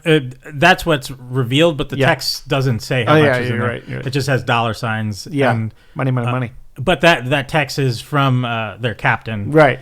And he's not telling his team because he's trying to just weed any snitch out or mole out that's probably who could be on it or not. And so he's giving them different amounts of money. So he's telling them like, oh, it's this month, to see what gets leaked. Yeah. And so as they're prepping to go to the house, and he's giving each person a different number, like 150. Oh no, it's 200. Oh, it's it's only a couple grand or something like that. So you don't know who knows more than what he's giving us, or like we don't know if he's also lying too. He plays it real. I mean, like after a long time, I thought. Yeah, there was some convincing moments where I was like, I don't know, maybe it's him, maybe. Yeah. So, but they get to the cul-de-sac pretty much that this house is in, and they convince the girl that lives there with. Oh, they have a little beagle as their like money dog to sniff money sniffer. out. Okay. Yeah. And he's like, oh no, he's only trained to sniff out drugs and stuff like that. But when the girl lets him in, he's like, oh yeah, he sniffs money out. So because they catch her in a lie, be like, there's no drugs in here or anything like that. But as they find out that there's something in the attic, and they get up there, and it's like this whole freshly painted, and like there's nothing up there, and it's like, who cleaned up here? And she's kind of trying to keep it. It looks pretty suspect. Yeah, it's just pretty suspect, and they end up, he and Ben are up there, and they see they break open the wall while they're interrogating her downstairs, and they're like, please just tell us, be honest with us, what's in those walls now before we find it. And as they reveal that there's all these barrels lined up in the wall, and then Matt goes up. Matt Damon goes up, and Ben Affleck follows with him, and they send the rest of the team down, and they're like looking at all this money, and he's like, you could see Matt Damon like panicking, and he's like, I need everybody's phone right now. And so like everyone has to hand over their cell phone, and they're all a little bit like sus about it, and Ben Affleck's like, you need my phone too? And he's like joking with him. He's like, no, man. And again, it's like, who do we trust? It was like Assault on Precinct 13 mixed with a whodunit, like Hateful Eight, The Thing type of thing. Yeah. And that's a good point. I really like the mix of it, and very, very simple plot too. Yeah, and like great cast though, like Steven Yeun's in this. Yeun. I forget her name from One Battle After Another. Yes. The wife of Leo. Oh my God. She was great in it. Yep. And then I don't know who that other actress with the nose ring. I don't know. Who had the dog? Yeah. Wilbur. Wilbur was the name of the you remember the dog? But they were all great. Even the girl who lived at the house too. She did a great job. It's Sasha Calle. Oh, Sasha Calle. Who played Supergirl. Oh, you're right. That I didn't recognize her with the longer hair. And Tiana Taylor's. Oh my God. Yeah. Yeah, Tiana Taylor's. Yeah. And so as things were progressing, Matt Damon was getting a little bit more paranoid, and Ben's Affleck is just like, what's going on, man? Why are you acting this way? And like he's getting suspicious of Matt Damon, and then Steven Yeun is getting suspicious of the whole crew, and then you keep everyone's hearing, kind of pointing fingers.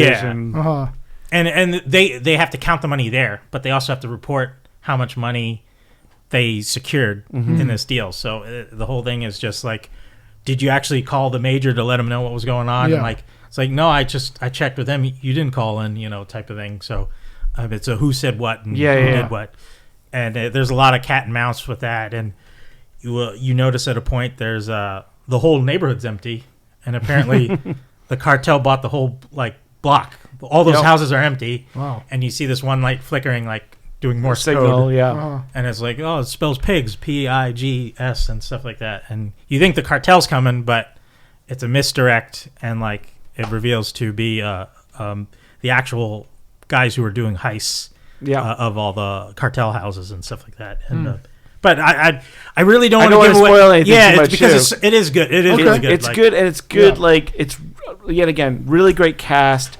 Everyone is suspect. Everyone has a good motivation to. I mean, and it plays really well. Yeah. And it's not a long movie. No, an hour and a half. Or so it's a good watch. And yet again, it supports everyone in the film industry. So I'd say check it out.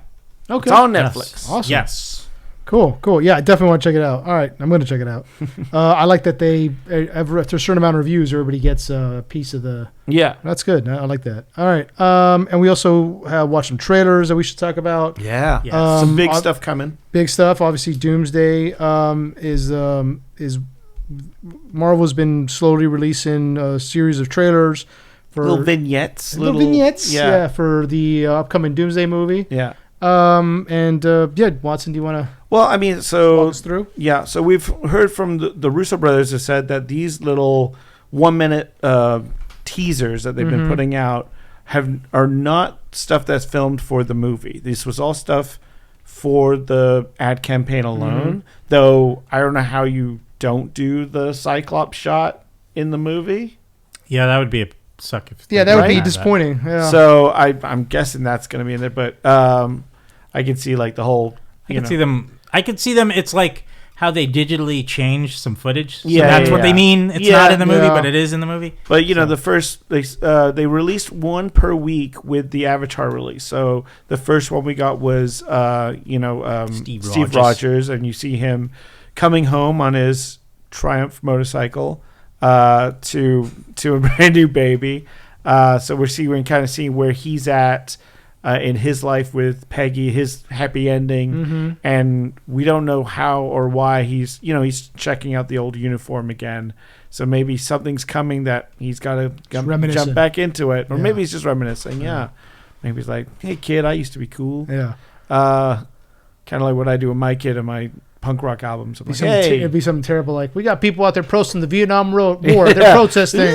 And he's like, "Oh, are they? I got to put on the suit again." Like, you just see the shield bang across the press, knocking all these hippies as they're out. trying to give flowers. Yeah. Oh no, Steve! No. The second trailer that came out.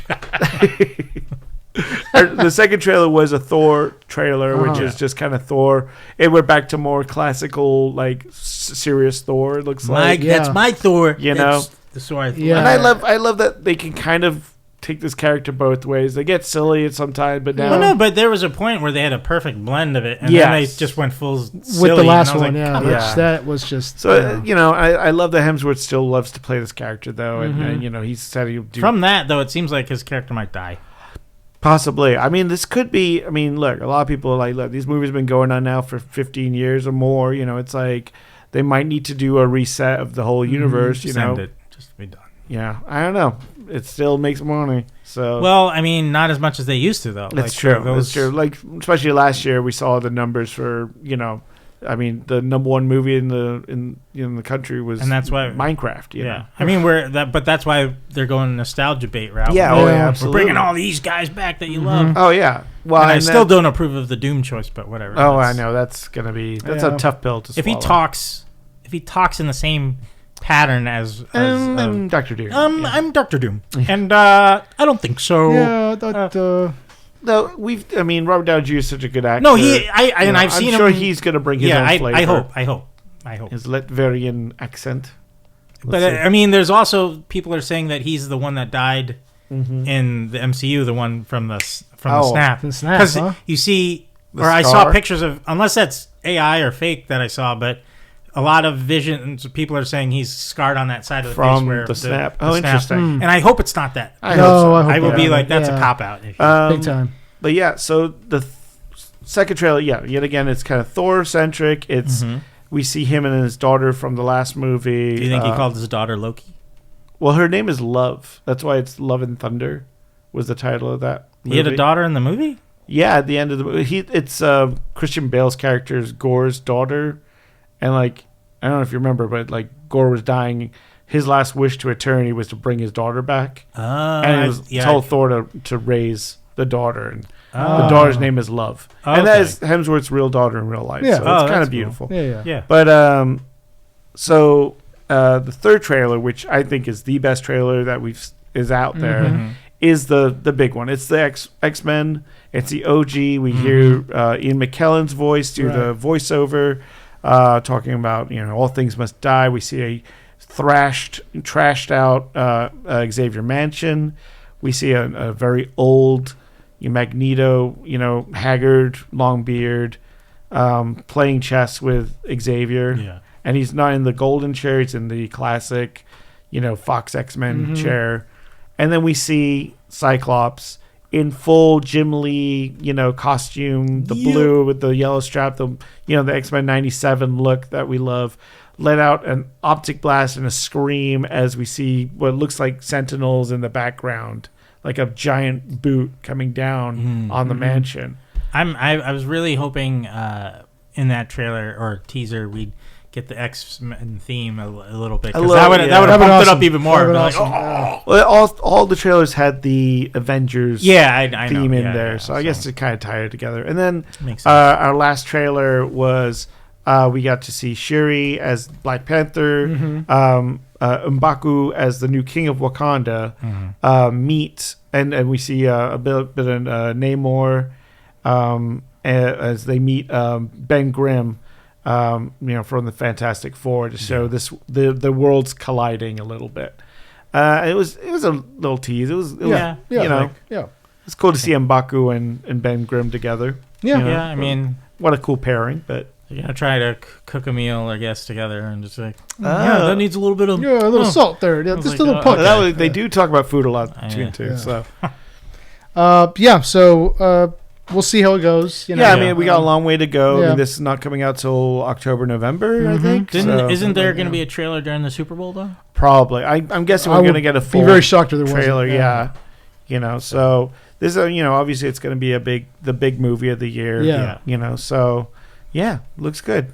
We also got the Lee Cronin, The Mummy. Trailer for that. That's a new take on The Mummy. It's it looks like it's more like a horror thriller. Yes. Than kind of actiony things that we've gotten from The Mummy, kind of character. Last one we got was Tom Cruise's The Mummy, which was more action thriller. It was more like Mission Impossible with a mummy. Right. Didn't do well. It was supposed to launch the whole dark universe for Universal, and that bombed so badly they ended up not doing it.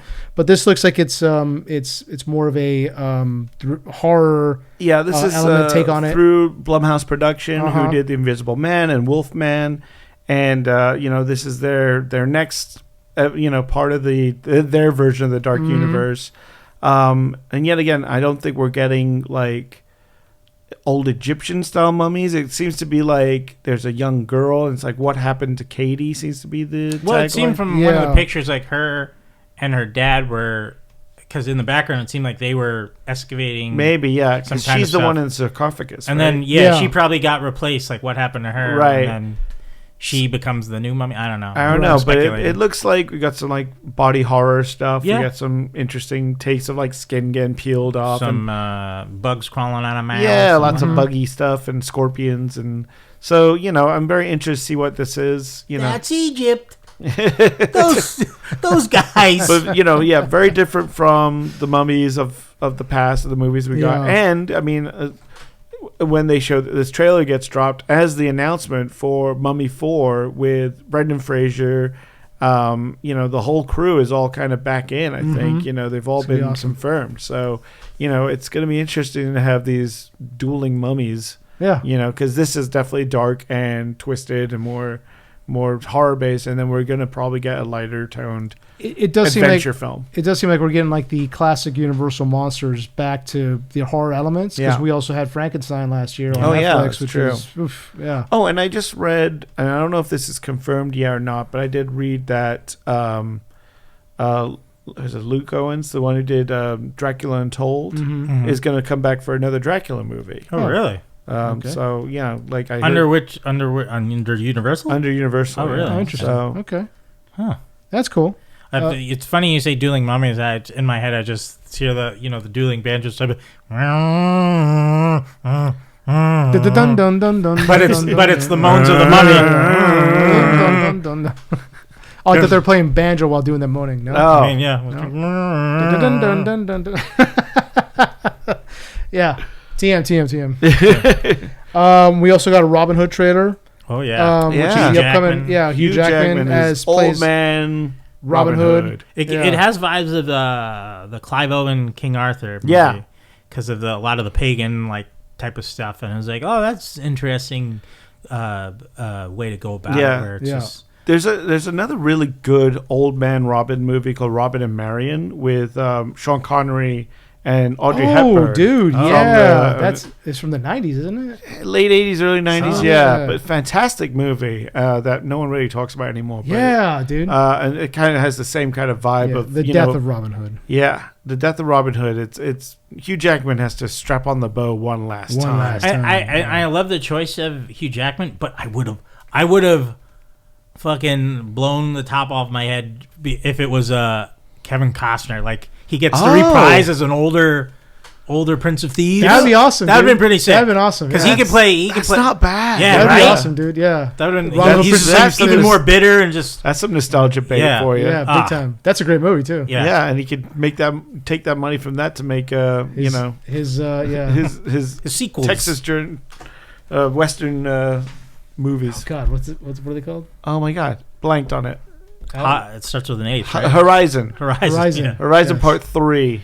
But it'll be like this Robin Hood would be like the postman, and he's like, I invoke Law 7. Oh, we just see an American flag flying. Like, wait a minute, how does this? Yeah. It looks the trailer looks amazing. Yeah. I'm really looking forward to it. Definitely some like shades of Old Man Logan in there, Hugh Jackman is plays he's more like a criminal actual, but goes into like how legends and myths spring up. It's like it's not always the truth, so I'm looking forward to it. But yeah, that's that's the last thing that we have in terms of the things that we've seen. Yeah, not the very last thing we got to talk about. We got to talk about Pasadena City. I was just about to get there. Yes. Okay. Pasadena. Yes. One last before we go. Pasadena Comic Con is January 25th. So right around the corner. Right around the corner next Sunday. So it's a one-day convention. We will be there with our booth in the main hall. Last year we were in Artist Alley, and this time we're gonna have a bigger booth like we did. I think the last 2 years ago. Yeah. That we were there. So it's gonna be a bigger booth like that. It's gonna. And come on by. We're gonna have water to give out. We'll have candy. We'll have a raffle for some cool shit that we're gonna be giving away. Cool shit. Yeah, we just like at NostalgiaCon, we had a raffle for various items that could be classified as feminine and male, a little bit masculine, feminine, whatever you identify as. But our feminine prizes, quote unquote, were a couple Lounge 5 bags. We'll have some of those. Oh shit! And you don't have to be feminine to enter. Enjoy the bag. If that's what you want, that's what you want. We had a couple guys drop tickets in for who the. Who doesn't want a sweet bag? We'll have a couple of those, and then we'll also be giving away free comic books again. Oh my God, some free comic books. Water, candy, and come on by and just. You don't know what's gonna be happening. You don't know what's gonna be happening. But yeah, come on by, check us out. We'll be there all day. And hopefully we'll see you out there. Sunday, 25th. The day of the Lord's Day. That's right, a day of rest, but not for you, because nerds. You'll be at Pasadena. Pasadena. Come pray at our booth. Yeah. We'll be doing a Bible study. We won't, but we offer forgiveness if you donate.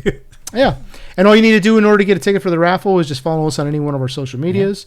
and just give us a follow. You get to Christian Mingle. Yeah. Also, if you already follow, you don't have to unfollow and follow again. Obviously, you could just show us. Just show us, and we'll get a ticket. Yes, you don't have to walk away, unfollow, come back, vote yourself to us. Yeah, hit yourself that we follow again. Well, if you're a follower already and you come up to us, and this has happened, we've had people come up like, "Hey, man, I'm already following you."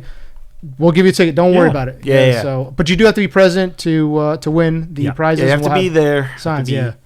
And come on by and check us out, and hopefully you can just say hi. Yeah. Yeah. If you want to talk shit to any one of us. Yeah. You guys gonna, not to me though. Are you gonna cosplay? You guys gonna show up in costume? No. I'm there. I'm there standing on business. So I got my shirt. I got my Enter the Nerdom shirt. You know that. I know. I have my face. I'm the face of the show, so I can't mess with this. I can't touch this. Yeah, you cosplay as yourself. You just have a large mascot version of your own head. Yeah, that'd be awesome, dude. Do that. If we get enough listens on this video, I will be there as Ben from Primate. I will show up as Ben from Primate. That is his own choice. He chooses to do that. We didn't tell him to do that. Yep. And there will be no double meanings to that. That's all, Chad. No, it will be me just hitting our table, and then I'll have a digital pad to play. iPad in hand. And like, he'll be on the table just banging it, like crouched down. Like I don't know who that is, dude. Yeah. We got I think the Honky Tonk Man will be there again, so you get to yell at him. Yeah, so for those of you who didn't hear the story, we were the first year we went 3 years ago. We were pulling in, and we're pulling in with all our stuff. Initial time that we're getting there, and we see Honky Tonk Man in the garage, and we're like, oh shit! And like Watson first saw him, so I could roll down the window and was like, hey man, we love you. And he just looked at us like, ugh, and just kept walking. Yeah, I was like, it was early in the morning. It was really early in the morning. I was like, he hadn't had coffee yet. Yeah, so, yeah, it's all good. But yeah, can you see who's going to be there? I forget. I was just looking right now. I got the guest right here. We're gonna have Mark Richardson. Derek Riggs, who was part of Iron Maiden. Speaking of Iron Maiden, Ernie Reyes Jr. baby, Nitro from the American Gladiators. Heyo. Charles Fleischer. A little known voice actor known as Charles Fleischer. Yeah, he's gonna be there. We're gonna have James Duvall, who was in Donnie Darko. There you go. He played the rabbit. Walter Jones is usually a lot of these. I might try to arm wrestle one of the American Gladiators just to see if I can mess you up. I don't know. They're older. They're older now. They might not have stayed on past. They might have not stayed on past. Rikishi from WWE is going to be there. Bulk and Skull. Dude, Deep Roy. Deep Roy's going to be there. Deep Roy's going to be there, man. Ed Begley Jr. is going to be there. I mean, they got a big lineup here. So come on down, check it out. Oh, Sean Cannon from the Karate Kid 3 is going to be there. There you go. Met him last time. He's a pretty cool guy. Asked him to call on the podcast. He never got back to me. It's cool. Whatever. It's cool. Whatever. I got to get Ed Begley Jr. to sign my copy of Batman Forever. There you go. Oh, wow. That's a good. That is a good. Yeah. Oh, Tara Reid would be there. Holy shit. I don't think she's ever been at one of these. Tara Reid? Yeah. Oh, wow. Holy shit. Take a picture with her for sure. Yeah. Come on by. Stop at our booth, get some water, get some candy, get some free comic books, enter our raffle for a follow. And enter our Nerdom. Yeah. Not physically, but yes. I mean, figuratively. Yeah, you get it. Yeah, figuratively. You're invited. Yeah, exactly. You're invited to the cookout. Exactly. Although we're not cooking anything. We're not cooking anything. Yeah. No, we'll have... No hot plate required. Yeah. We'll probably have our Nintendo 64 set up like we did last time, too. There you go. That seemed to kill. Yeah, that was good in NostalgiaCon. People loved it. Yeah. Hopefully Blade comes back and plays. Oh my God! Did we post that video? I don't remember if we did. I don't remember. I think we did. Which video? So. Of Blade and his kid playing. Oh, we did. Okay. Yeah. It's on there. Yeah. Yeah. It was a guy cosplaying as Blade with his son, and he was like, "Oh, the father was our age, and his son was he was a teenager." Yeah. And he was like, "Let me school you on this." It was great. It was great. Yeah. And then if I do see him though, I'm gonna say, "Can't wait to see you in Doomsday, my bro." There you go. See, there it is. And then we'll high five, one Blade. And then we'll go, yeah. There's only one Blade. It's Wesley Snipes. It is. Ooh. It is. There's some fight words, dude. That's true. Marshall, he might have something to say. He's going to show up to our booth and be like, what'd you say? Yeah.